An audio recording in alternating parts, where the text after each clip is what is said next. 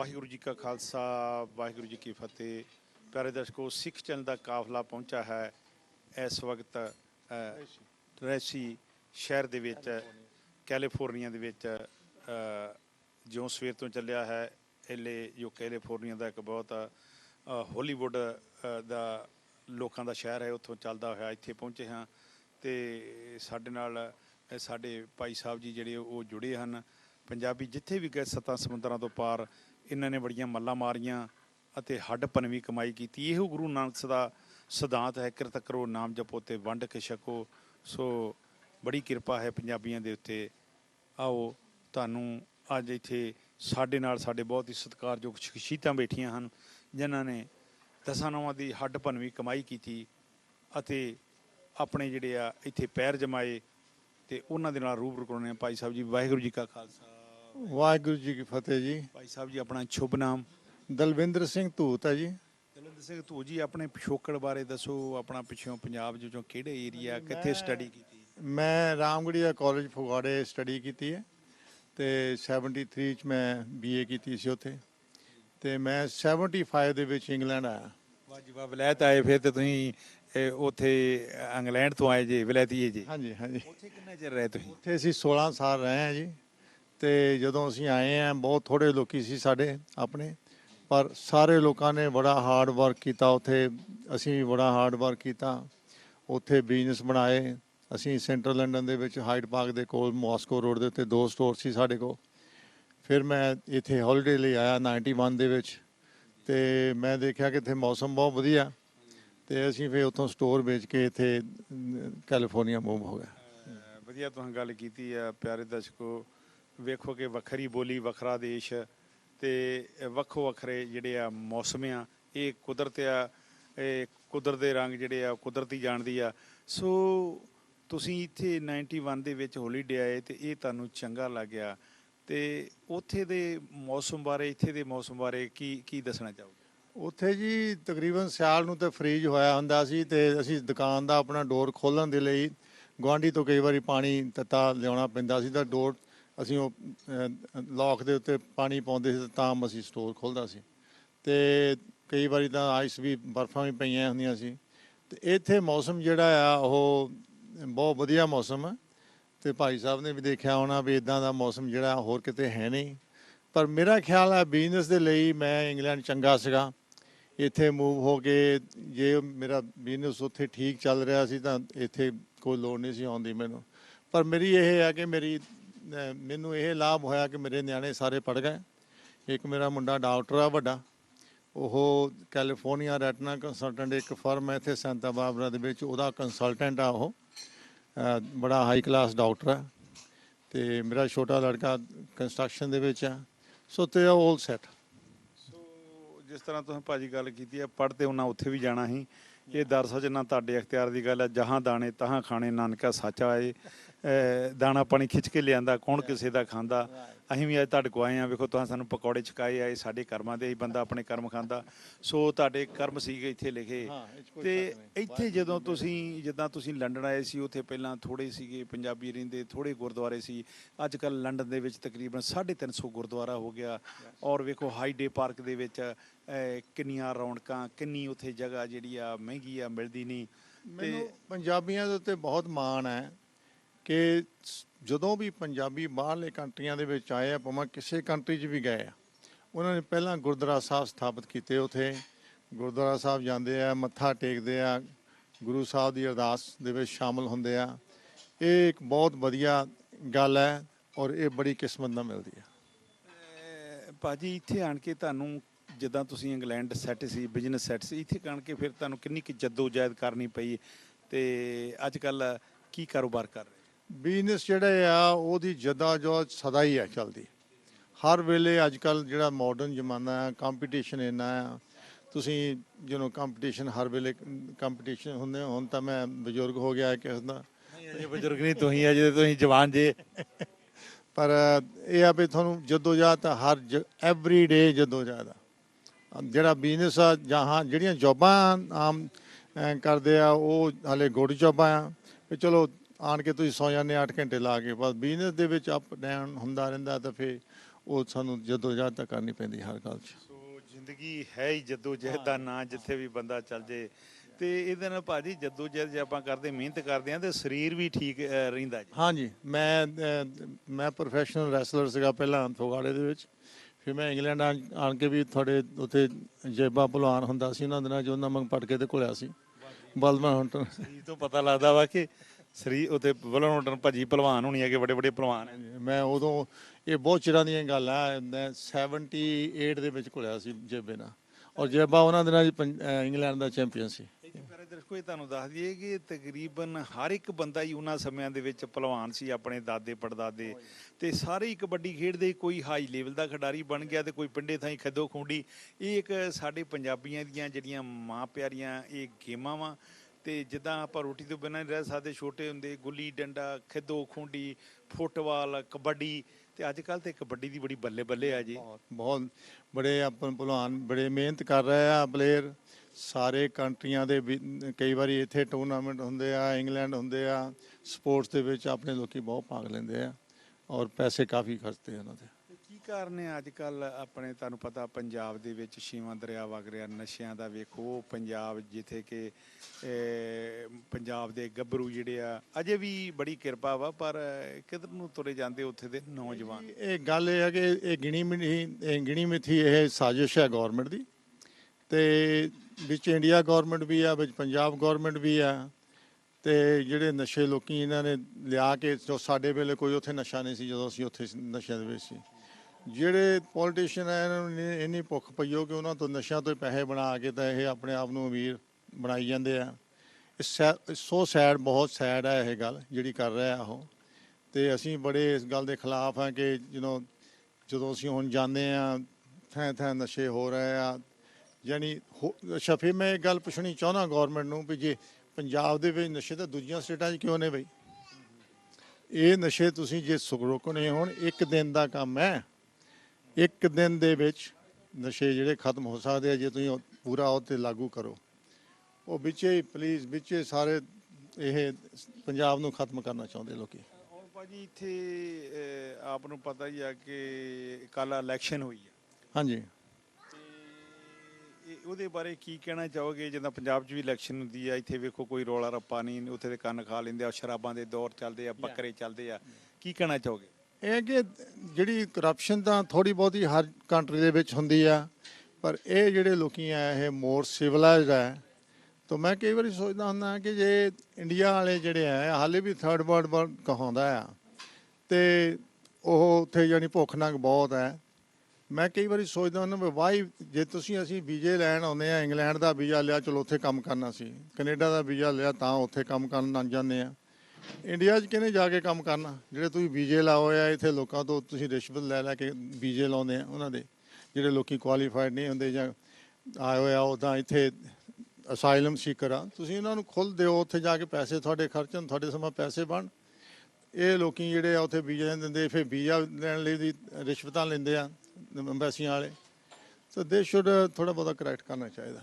ਭਾਜੀ ਜਿਸ ਤਰ੍ਹਾਂ ਤੁਸੀਂ ਗੱਲ ਕੀਤੀ ਆ ਉੱਥੇ ਇੱਥੇ ਆਉਣਾ, ਤੇ ਇਹ ਕੀ ਕਾਰਨ ਆ? ਵੇਖੋ ਪੰਜਾਬ 'ਚੋਂ ਤਕਰੀਬਨ 2 ਲੱਖ ਬੰਦਾ ਹਰ ਸਾਲ ਇੱਥੇ ਆ ਰਿਹਾ ਬਾਹਰਲੇ ਦੇਸ਼ਾਂ 'ਚ। ਕੀ ਕਾਰਨ ਆ? ਪੰਜਾਬੀ ਇੱਥੇ ਆਣ ਕੇ ਕਿੰਨੀ ਮਿਹਨਤ ਕਰਦਾ, ਹੱਟ ਬਣਵੀਂ। ਉੱਥੇ ਪੰਜਾਬੀ ਸਾਡੇ ਜਿਹੜੇ ਆ ਉਹ ਉੱਥੇ ਕੰਮ ਕਰਕੇ ਖੁਸ਼ ਕਿਉਂ ਨਹੀਂ? ਹਰ ਕੋਈ ਚਾਹੁੰਦਾ ਵਾ ਕਿ ਮੈਂ ਦਵਾ ਦਾ ਬਾਹਰ ਹੀ ਚੱਲ ਜਾ। ਕਿਉਂਕਿ ਸੈਂਟਰਲ ਗੌਰਮੈਂਟ ਨੇ ਐਸਾ ਸਿਸਟਮ ਬਣਾਇਆ ਆ ਕਿ ਦੂਜੀਆਂ ਸਟੇਟਾਂ ਦੇ ਵਿੱਚ ਜਿੱਦਾਂ ਬੰਗਲੌਰ ਆ, ਦੂਜੇ ਹੈਦਰਾਬਾਦ ਵਗੈਰਾ ਆ, ਇੰਨੀ ਇੰਡਸਟਰੀ ਲਾਈ ਆ ਕਿ ਉਹਨਾਂ ਦੇ ਉਹਦੇ ਮੁਤਾਬਕ ਉਹ ਲੋਕੀ ਪੜ੍ਹੇ ਆ ਤਾਂ ਉਹਨਾਂ ਨੂੰ ਜੋਬਾਂ ਮਿਲਦੀਆਂ। ਪੰਜਾਬ ਦੇ ਵਿੱਚ ਕੋਈ ਇੰਡਸਟਰੀ ਇਦਾਂ ਦੀ ਨਹੀਂ ਜਿਹਨਾਂ ਨੂੰ ਲੋਕਾਂ ਨੂੰ ਜੋਬਾਂ ਮਿਲੇ। ਲੋਕੀ ਵਿਹਲੇ ਫਿਰਦੇ ਵਿਚਾਰੇ, ਉਹਨਾਂ ਨੇ ਹੋਰ ਬਾਹਰ ਨਹੀਂ ਆਉਣ ਤਾਂ ਕਿੱਥੇ ਜਾਣਾ। ਬੜੀ ਵਧੀਆ ਤੁਹਾਡੀ ਗੱਲ ਹੈ, ਕਿਉਂਕਿ ਮੈਂ ਵੀ ਇਲਾਹਾਬਾਦ, ਮੈਨੂੰ ਵੀ ਜੋਬ ਮਿਲੀ ਸੀਗੀ ਉੱਥੇ, ਔਰ ਮੈਂ ਉੱਥੇ ਵੀ ਵੇਖਿਆ ਕਿ ਉੱਥੇ ਜਿਹੜੇ ਆ ਲਾਗੇ ਫੈਕਟਰੀਆਂ ਨਹੀਂ, ਕਿਉਂਕਿ ਉਹ ਸੋਚਦੇ ਜੇ ਫੈਕਟਰੀਆਂ ਹੋਈਆਂ ਬੱਚਿਆਂ ਨੇ ਪੈਸੇ ਕਮਾਉਣ ਵੱਲ ਜਾਣਾ ਵਾ ਤੇ ਇਹ ਸਟੱਡੀ ਕਰਨਾ। ਸੋ ਹੋਰ ਤੁਸੀਂ ਇੱਥੇ ਦੇ ਬਾਰੇ ਜਿਹੜਾ ਕਾਰੋਬਾਰ ਕਰ ਰਿਹਾ ਜਿਹੜੇ ਆਪਣੇ ਲੋਕ, ਇਹਨਾਂ ਬਾਰੇ ਕੀ ਕਹਿਣਾ ਚਾਹੋ?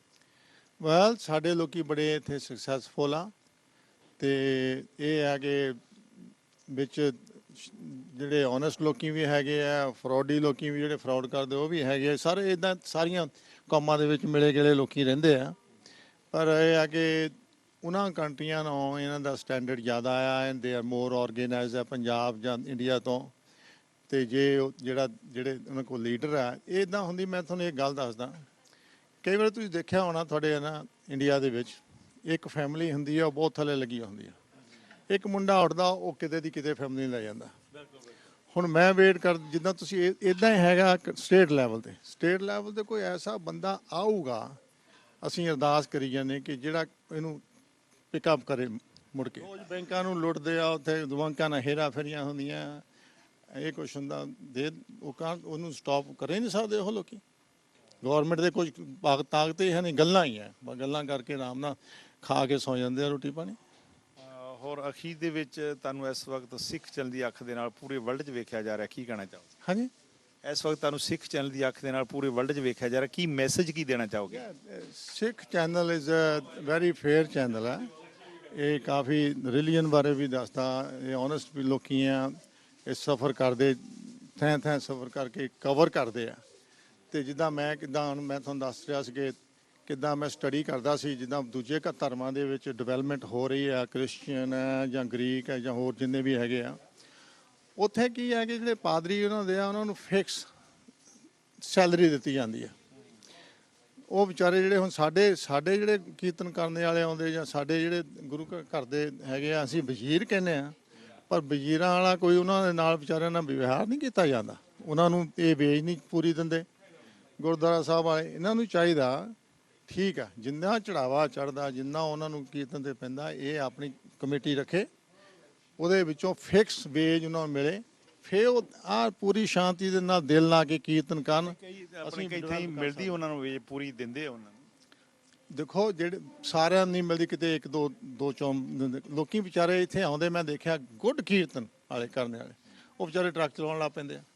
ਜੇ ਹੁਣ ਉਹਨਾਂ ਨੂੰ ਗੁੱਡ ਵੇਜ ਮਿਲੇ, ਉਹ ਵਿਚਾਰਾ ਟਰੱਕ ਦੇ ਉੱਤੇ ਕਿਉਂ ਜਾਵੇ ਵੇ? ਉਹ ਗੁਰੂ ਮਹਾਰਾਜ ਦੀ ਕੀਰਤਨ ਕਰੇ, ਇੰਨਾ ਵਧੀਆ ਕੀਰਤਨ ਫ੍ਰੀ ਮੋਡ ਇੱਕ ਬੰਦਾ ਕਰਦਾ ਸੀ, ਉਹ ਹੁਣ ਮੈਨੂੰ ਪਤਾ ਲੱਗਾ ਉਹ ਟਰੱਕ ਚਲਾਉਣ ਡਿਆ।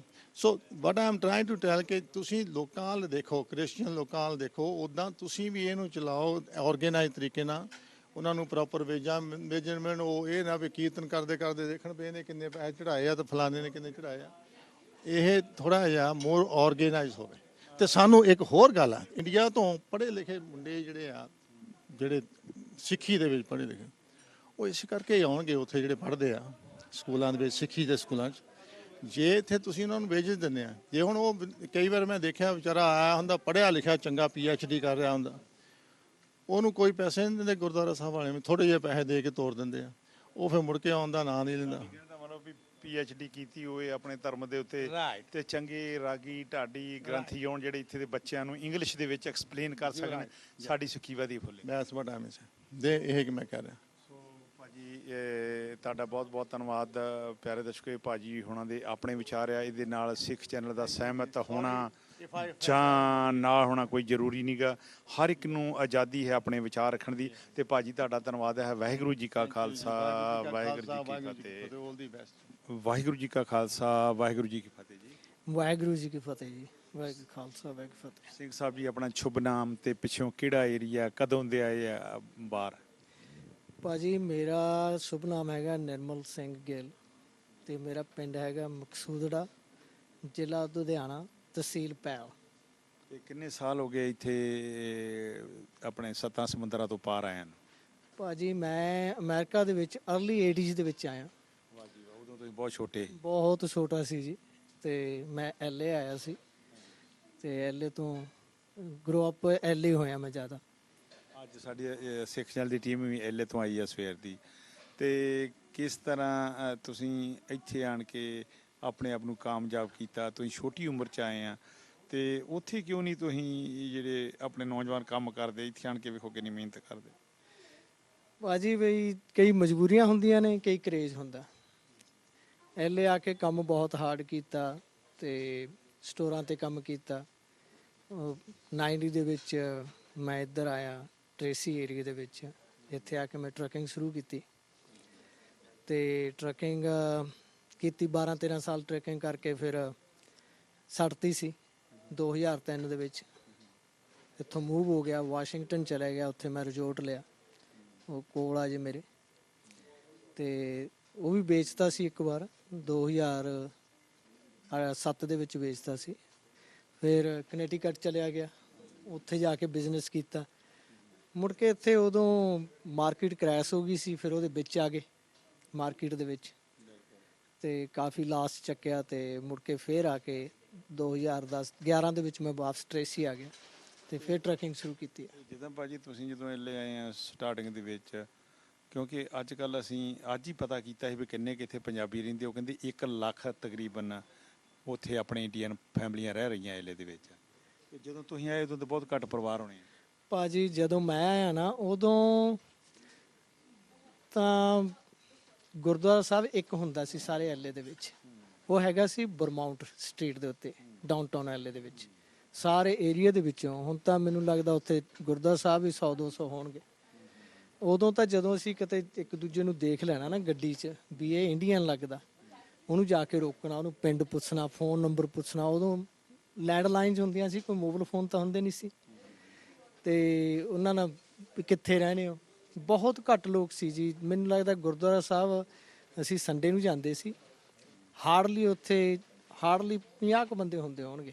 ਇਹ ਕੀ ਕਾਰਨ ਹੈ ਜਿੱਥੇ ਵੀ ਆਪਾਂ 7 ਸਮੁੰਦਰਾਂ ਤੋਂ ਬਾਹਰ ਪੰਜਾਬੀ ਰਹਿੰਦੇ, ਜਦੋਂ ਥੋੜੀ ਉਦੋਂ ਆਪਸ ਵਿੱਚ ਬੜਾ ਪਿਆਰ ਹੁੰਦਾ, ਤੇ ਜਦੋਂ ਆਪਾਂ ਜ਼ਿਆਦਾ ਵੀ ਉਹ ਖੁਸ਼ੀ ਹੋਣੀ ਚਾਹੀਦੀ ਹੈ, ਉਦੋਂ ਕਿਉਂ ਮਤਲਬ ਜਿਹੜੇ ਮੱਥੇ ਤੇ ਵੱਟ ਪੈਣ ਡੈ ਪੈਂਦੇ ਆ, ਕਿਉਂ ਈਰਖਾਬਾਜੀ ਹੋਣ ਡੈ ਪੈਂਦੀ? ਇਹ ਭਾਜੀ ਮੈਨੂੰ ਲੱਗਦਾ ਇਹ ਪੈਸਾ, ਕਿਉਂਕਿ ਜਿਹੜੇ ਬੰਦਿਆਂ ਨੂੰ ਅਸੀਂ ਉਸ ਵੇਲੇ ਦਿਆਂ ਨੂੰ ਜਾਣਦੇ ਆ, ਜਿਹੜੇ ਸਾਡੇ ਯਾਰ ਦੋਸਤ ਸੀ ਭਾਜੀ, ਉਹਨਾਂ ਚੋਂ ਇੱਕ ਨੇ, ਇਹ ਵੀ ਇੱਥੇ ਆਏ ਸੀ ਸਾਡੇ ਕੋਲੇ, ਤੇ ਸਾਡਾ ਉਹਨਾਂ ਹੀ ਪਿਆਰ ਆ ਜੀ। ਜਿਹੜੇ 90s ਦੇ ਦੌਰ ਤੋਂ ਬਾਅਦ ਚ ਆਏ ਨਾ, ਉਹ ਬੁਲਾਉਂਦੇ ਘੱਟ ਵੱਧ ਨੇ, ਉਹਨਾਂ ਦਾ ਮੈਂ ਨਹੀਂ ਕੁਝ ਕਹਿ ਸਕਦਾ ਵੀ ਉਹਨਾਂ ਦਾ ਪਿਆਰ ਘਟਿਆ ਜਾਂ ਵਧਿਆ। ਲੇਕਿਨ ਜਿਹੜੇ ਪੁਰਾਣੇ ਲੋਕ ਸੀ ਇੱਥੇ ਨਾ, ਉਹਨਾਂ ਦੇ ਵਿੱਚ ਬਹੁਤ ਪਿਆਰ ਸੀ, ਹਾਲੇ ਵੀ ਹੈਗਾ।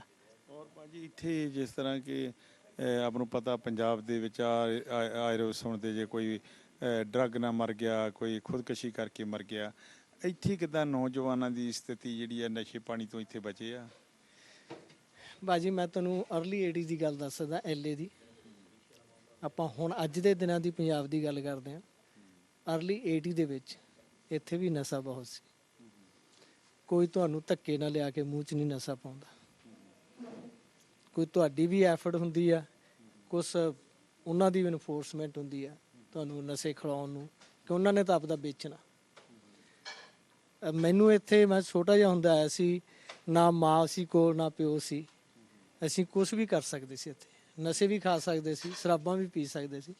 ਮੈਂ ਕਿਹੋ ਜਿਹਾ ਬੰਦਾ, ਮੈਂ ਅੱਜ ਤੱਕ ਬੀਅਰ ਦਾ ਟੇਸਟ ਨਹੀਂ ਦੇਖਿਆ ਵੀ ਕਿਹੋ। ਬੜੀ ਕਿਰਪਾ ਫਿਰ ਰਹੀ ਹੈ। ਨਾ ਜੀ, ਕੋਈ ਨਸ਼ਾ ਨਹੀਂ ਮੂੰਹ ਤੇ ਧਰ ਕੇ ਦੇਖਿਆ ਕਦੇ। ਬੀਅਰ ਸ਼ਰਾਬ ਤਾਂ ਬਹੁਤ ਦੂਰ ਦੀ ਗੱਲ ਹੈ ਜੀ। ਤੁਹਾਡੀ ਗੱਲ ਬਿਲਕੁਲ ਸਹੀ ਹੈ। ਜਿਹੜਾ ਆਪਾਂ ਕਹਿ ਦਿੰਦੇ ਆ ਮੈਂ ਨਹੀਂ ਸੀ ਪੀਣੀ ਚਾਹੁੰਦਾ, ਉਹਨੂੰ ਪਿਆਲਤੀ ਹੈ, ਤੇ ਇੱਕ ਆਨੇ ਬਹਾਨੇ ਆ। ਬੰਦੇ ਨੂੰ ਆਪਣਾ ਮਨ ਜਿੱਤਣਾ ਚਾਹੀਦਾ, ਤੇ ਜਦੋਂ ਮਨ ਜਿੱਤ ਲਿਆ, ਮਨ ਜੀਤੇ ਜਗ ਜੀਤ। ਭਾਜੀ ਮੈਂ ਆਪਦੇ ਯਾਰਾਂ ਦੋਸਤਾਂ ਨੂੰ, ਮੇਰੇ ਰੱਬ ਵਰਗੇ ਯਾਰ ਦੋਸਤ ਨੇ, ਯਾਰ ਹੁੰਦੇ ਹੀ ਰੱਬ ਵਰਗੇ ਆ। ਰੱਬ ਵਰਗੇ ਨੇ। ਭਾਜੀ ਨਹੀਂ ਬੈਠੇ ਨੇ ਤੁਹਾਡੇ ਸਾਹਮਣੇ, ਇੱਧਰ ਬੈਠੇ ਨੇ, ਤੇ ਅੱਜ ਤੱਕ ਇਹਨਾਂ ਨੇ ਮੈਨੂੰ ਕਦੇ ਇਹ ਨਹੀਂ ਕਿਹਾ ਵੀ ਗਿੱਲ ਲਾ ਲਾ ਯਾਰ ਸਾਡਾ। ਅੱਜ ਤੱਕ ਕਿਸੇ ਵੀ ਮੇਰੇ ਯਾਰ ਦੋਸਤ ਨੇ ਕਦੇ ਇਹ ਨਹੀਂ ਮੈਨੂੰ ਕਿਹਾ ਵੀ ਲੈ ਥੋੜੀ ਜਿਹੀ ਯਾਰ ਕਰਕੇ ਦੇਖ ਲੈ, ਕਦੀ ਵੀ। ਕੁਦਰਤ ਆ ਜੀ ਜਿਹੜੀ ਤੁਹਾਨੂੰ ਬਚਾ ਸਕਦੀ ਆ। ਮੇਰਾ ਕਿਤੇ ਇੱਕ ਛੋਟਾ ਭਰਾ, ਉਹਨੇ ਵੀ ਕਦੇ ਅੱਜ ਤੱਕ ਨਸ਼ਾ ਨਹੀਂ ਕਰਕੇ ਦੇਖਿਆ, ਕਦੀ ਵੀ।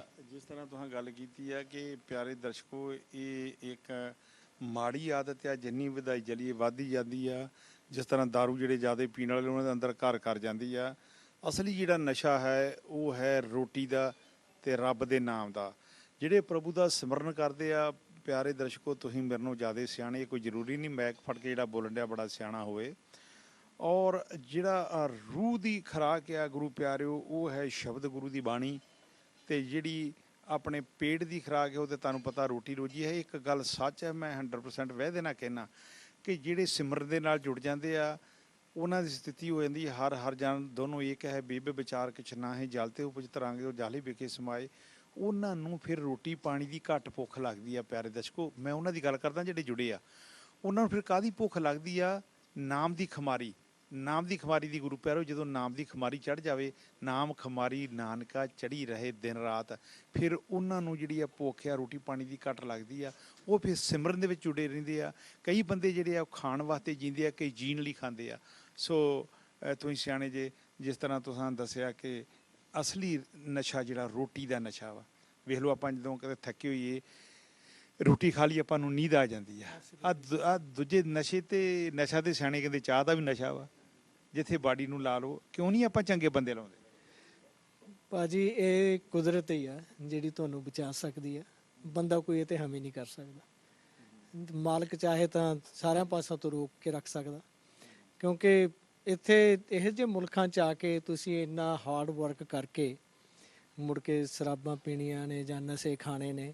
ਇੱਥੇ ਤਾਂ ਰੋਟੀ ਕਈ ਵਾਰ ਕਹੀਦਾ ਵੀ ਚੱਲ ਕੋਈ ਨਹੀਂ ਸਵੇਰੇ ਖਾ ਲਾਂਗੇ, ਵੀ ਕੰਮ ਤੋਂ ਹੁਣ ਥੱਕੇ ਹੋਏ ਆਏ ਅੱਜ ਸੌਂ ਲੈਂਦੇ, ਹੁਣ ਸਵੇਰੇ ਉੱਠ ਕੇ ਖਾ ਲਾਂਗੇ ਰੋਟੀ। ਉਹਦੇ ਵਿੱਚੋਂ ਟਾਈਮ ਵੀ ਸ਼ਰਾਬ ਪੀਣ ਨੂੰ ਤਾਂ ਫਿਰ ਟਾਈਮ ਵੀ ਚਾਹੀਦਾ ਨਾ। ਸ਼ਰਾਬ ਤੇ ਚਲੋ ਮਾੜੀ ਚੀਜ਼ ਆ, ਕਹਿਣ ਦਾ ਮਤਲਬ ਆ ਪਿਆਰੇ ਦਰਸ਼ਕੋ, ਇੰਨੀ ਰਜੇਵਿਆਂ ਭਰੀ ਜ਼ਿੰਦਗੀ ਹੋ ਗਈ ਆ ਵਰਲਡ ਵਿੱਚ ਸਾਰਿਆਂ ਦੇ ਵਿੱਚ ਕਿ ਆਂਦੇ ਆ ਰੱਬਾ ਰੋਟੀ ਨਾ ਦਈ ਖਾਣੀ ਪਊ। ਰੋਟੀ ਖਾਣ ਦਾ ਟਾਈਮ ਨਹੀਂ ਗਾ ਲੋਕਾਂ ਕੋਲ ਹੈਗਾ। ਜਿੱਦਾਂ ਭਾਈ ਸਾਹਿਬ ਕਹਿਣ ਡਏ ਆ, ਤੁਰੇ ਤੁਰੇ ਜਾਂਦੇ, ਕੋਈ ਕਿਸੇ ਦੀ ਗੱਲ ਨਹੀਂ ਸੁਣ ਕੇ ਜਿਹੜਾ ਵਾ ਟਾਈਮ ਨਹੀਂ ਹੈਗਾ। ਸੋ ਪਿਆਰੇ ਦਰਸ਼ਕੋ, ਆਪਾਂ ਨੂੰ ਚਾਹੀਦਾ ਹੈ ਵੱਧ ਤੋਂ ਵੱਧ ਆਪਣੇ ਬੱਚਿਆਂ ਨੂੰ ਸੰਭਾਲਣਾ। ਕਈ ਜਿਹੜੇ ਕੰਮ ਕਰਦੇ ਰਹਿੰਦੇ ਬੱਚਿਆਂ ਵੱਲ ਖਿਆਲ ਨਹੀਂ ਦਿੰਦੇ, ਮੁੜ ਕੇ ਬੱਚੇ ਵਿਗੜ ਜਾਂਦੇ ਆ। ਤੇ ਉਹਨਾਂ ਬਾਰੇ ਕੀ ਕਹਿਣਾ ਚਾਹੋਗੇ? ਹਾਂਜੀ ਭਾਜੀ, thank you for asking me that. ਕਿਉਂਕਿ ਇੱਥੇ ਮੈਂ ਇੱਕ ਗੱਲ ਬਹੁਤ ਨੋਟਿਸ ਕੀਤੀ ਆ, ਜਿਹੜੇ ਮਾਪਿਓ ਕੰਮਾਂ ਤੇ ਜਾਂਦੇ ਨੇ ਦੋਨੇ, ਮੁੜ ਕੇ ਉਹਨਾਂ ਦੇ ਆਪਦੇ ਪੇਰੈਂਟਸ ਨੂੰ ਸੱਦ ਲੈਂਦੇ ਨੇ, ਉਹਨਾਂ ਦੀ ਦੁਰਵਰਤੋਂ ਕਰਦੇ ਨੇ ਜਾਂ ਆਪਦੇ ਜਵਾਕਾਂ ਵੱਲ ਖਿਆਲ ਨਹੀਂ ਕਰਦੇ, ਉਹਨਾਂ ਦਾ ਅਸਰ ਬਹੁਤ ਮਾੜਾ ਹੁੰਦਾ। ਦੇਖੋ ਪੈਸਾ ਵੀ ਜ਼ਰੂਰੀ ਆ, ਲੇਕਿਨ ਕੰਮ ਵੀ ਜ਼ਰੂਰੀ ਆ, ਸਾਰਿਆਂ ਤੋਂ ਜ਼ਰੂਰੀ ਆ। ਜੇ ਤੁਹਾਡੀ ਔਲਾਦ ਹੀ ਨਹੀਂ ਤੁਹਾਡੇ ਕੋਲ ਹੈਗੀ ਨਾ, ਤਾਂ ਤੁਸੀਂ ਪੈਸੇ ਨੂੰ ਕੀ ਕਰੋਗੇ?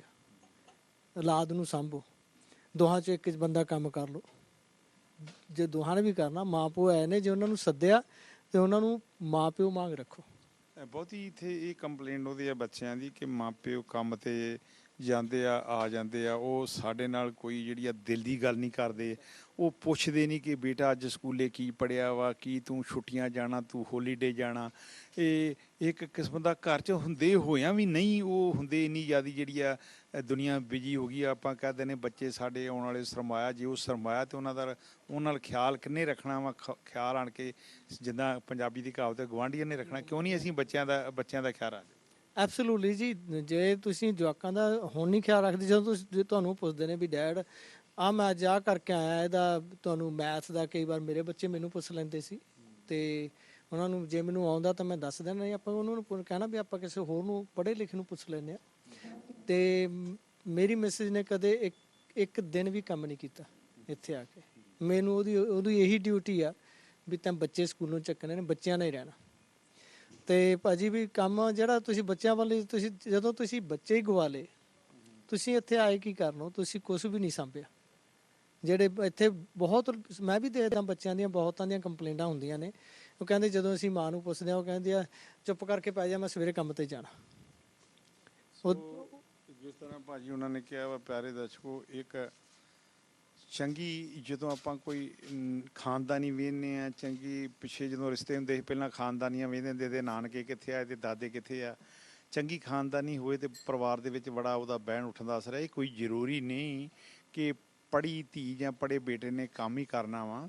ਉਹ ਘਰ ਦੇ ਵਿੱਚ ਜੇ ਇੱਕ ਪੜ੍ਹੀ ਆਪਾਂ ਨਹੁੰ ਲਿਆਵਾਂਗੇ, ਪੜ੍ਹੀ ਸਾਡੀ ਧੀ ਹੋਊਗੀ, ਕਿਸੇ ਦੇ ਘਰ ਜਾਊਗੀ ਤੇ ਉਹਨਾਂ ਦੀ ਜਿਹੜੀ ਆਉਣ ਵਾਲੀ ਜਨਰੇਸ਼ਨ ਆ ਉਹ ਸੁਧਰ ਜਾਊਗੀ। ਉਹ ਚੰਗੇ, ਉਹਨੂੰ ਪਤਾ ਹੋਊਗਾ ਕਿ ਪੜ੍ਹਾਈ ਦੀ ਜਿਹੜੀ ਆ ਕੀ ਵੈਲਿਊ ਆ। ਕਿਉਂਕਿ education is very important everywhere of on the world.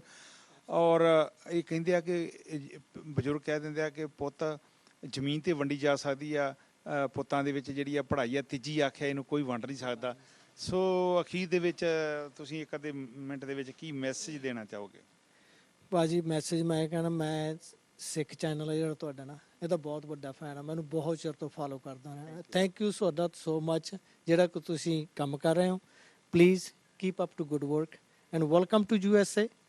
ਤੁਹਾਡਾ ਜਿਹੜਾ ਦੇਣ ਆ ਨਾ, ਮੈਨੂੰ ਨਹੀਂ ਲੱਗਦਾ ਵੀ ਸਿੱਖ ਕੌਮ ਦੇ ਸਕਦੀ ਆ। ਬਹੁਤ ਹੀ ਪਿਆਰਾ ਕੰਮ ਕਰਦੇ ਹੋ। ਮੈਨੂੰ ਕਿੰਨੇ ਸਾਲ ਹੋ ਗਏ ਤੁਹਾਨੂੰ ਫੋਲੋ ਕਰਦਿਆਂ ਨੂੰ, ਫੇਸਬੁੱਕ ਤੇ ਸਾਰੇ ਪਾਸੇ। ਤੇ ਤੁਹਾਨੂੰ ਤਸੱਲੀ ਹੈ ਨਾ ਕਿ ਇੱਕ ਹੁੰਦਾ ਵਾ, ਪਿਆਰੇ ਦਰਸ਼ਕੋ, ਅਸੀਂ ਖੁਦ 10 ਜਾਂਦਾ ਹਰ 8 ਦਿਨ ਹੀ ਫਲਾਈਟ ਕਰਦਾ ਵੱਖੋ ਵੱਖਰੇ ਕੰਟਰੀਆਂ 'ਚ। ਮੈਂ ਇਹ ਗੱਲ ਕਹਿਣਾ, ਲਾਈਫ ਅੱਜ ਵੀ ਕਹਿ ਰਿਹਾ ਕਿ ਸਾਰੇ ਚੈਨਲ ਧੰਨਤਾ ਦੇ ਜੋ। ਜੇ ਕੋਈ ਆਖੇ ਬੰਦਾ ਮੈਂ ਚੰਗਾ ਤੇ ਇਹਦਾ ਮਤਲਬ ਦੂਜੇ ਮਾੜੇ ਆ। ਸਾਰੇ ਹੀ ਸਤਿਕਾਰਯੋਗ ਆ, ਪੰਜਾਬੀ ਅਖਬਾਰ ਵੀ ਸਤਿਕਾਰਯੋਗ ਆ। ਸੰਗਤਾਂ ਨੇ ਵੇਖਣਾ ਕਿਹੜਾ ਟੈਲੀਵਿਜ਼ਨ ਕੀ ਕੰਮ ਕਰ ਰਿਹਾ ਵਾ। ਸਿੱਖ ਚੈਨਲ 2009 ਦੇ ਵਿੱਚ ਹੋਂਦ 'ਚ ਆਇਆ, 2010 ਉਹ ਜਿਹੜੀ ਆ ਹੁਣ ਚੜ੍ਹ ਜਾਣੀਆਂ 2019 10ਵਾਂ ਸਾਲ ਚੜ੍ਹ ਜਾਣਾ। ਪਿਆਰੇ ਦਰਸ਼ਕੋ, 10 ਸਾਲਾਂ ਦੇ ਵਿੱਚ ਜੋ ਸਿੱਖ ਚੈਨਲ ਨੇ ਕੀਤਾ ਕਰਨੀ ਕਥਨੀ ਤੋਂ ਬਾਅਦ ਆ, ਇਹ ਸਾਰਾ ਕ੍ਰੈਡਿਟ ਵਰਲਡ ਵਿੱਚ ਵਸਦੀਆਂ ਸੰਗਤਾਂ ਨੂੰ ਜਾਂਦਾ। ਜਿੱਥੇ ਪੈਸਾ ਦਿੰਦੇ ਜੇ, ਸਾਡਾ ਕੰਮ ਹੈ ਤੁਹਾਡਾ ਪੈਸਾ ਲੈ ਕੇ ਰਸੀਦ ਦੇਣੀ, ਅਤੇ ਜਿੱਥੇ ਤੁਹਾਡਾ ਪੈਸਾ ਲੱਗਾ ਉਹਨੂੰ ਸਿੱਖ ਚੈਨਲ ਦੀ ਅੱਖ ਦੇ ਨਾਲ ਵਿਖਾਲਣਾ। ਇਹ ਇੱਕ ਪੰਜਾਬੀ ਦੀ ਕਹਾਵਤ ਆ ਕਿ ਮੱਕਿਓਂ ਪਰਾਂ ਜਾੜ, ਇਹ ਤੋਂ ਵੱਧ ਅਸੀਂ ਤੁਹਾਨੂੰ ਕੀ ਪ੍ਰੂਫ ਦੇ ਸਕਦੇ ਹਾਂ। ਸੋ ਜਿਸ ਤਰ੍ਹਾਂ ਭਾਈ ਸਾਹਿਬ ਜਦੋਂ ਇੱਥੇ ਆਏ ਆ ਕਹਿੰਦੇ ਆ ਕਿ ਅਸੀਂ ਤੁਹਾਨੂੰ ਵੇਖਦੇ ਹਾਂ, ਤੁਸੀਂ ਹਰ ਕੋਨੇ 'ਤੇ ਜਾਂਦੇ ਜੇ, ਹਰ ਇੱਕ ਕੰਮ ਦਿਖਾਲਦੇ ਜੇ। ਸਾਡਾ ਫਰਜ਼ ਆ, ਜੇ ਸੰਗਤਾਂ ਪੈਸੇ ਦਿੰਦੀਆਂ ਸਾਡਾ ਫਰਜ਼ ਆ ਉਹਨਾਂ ਨੂੰ ਦੱਸਣਾ।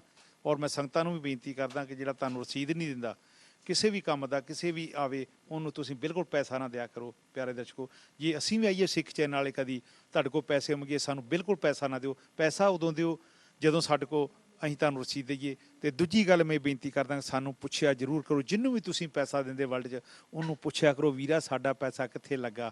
ਇਹ ਪੈਸਾ ਐਵੇਂ ਨਹੀਂ ਬਣਦਾ, 10 ਨੌਂ ਦੀ ਕਿਰਤ ਕਮਾਈ ਆ।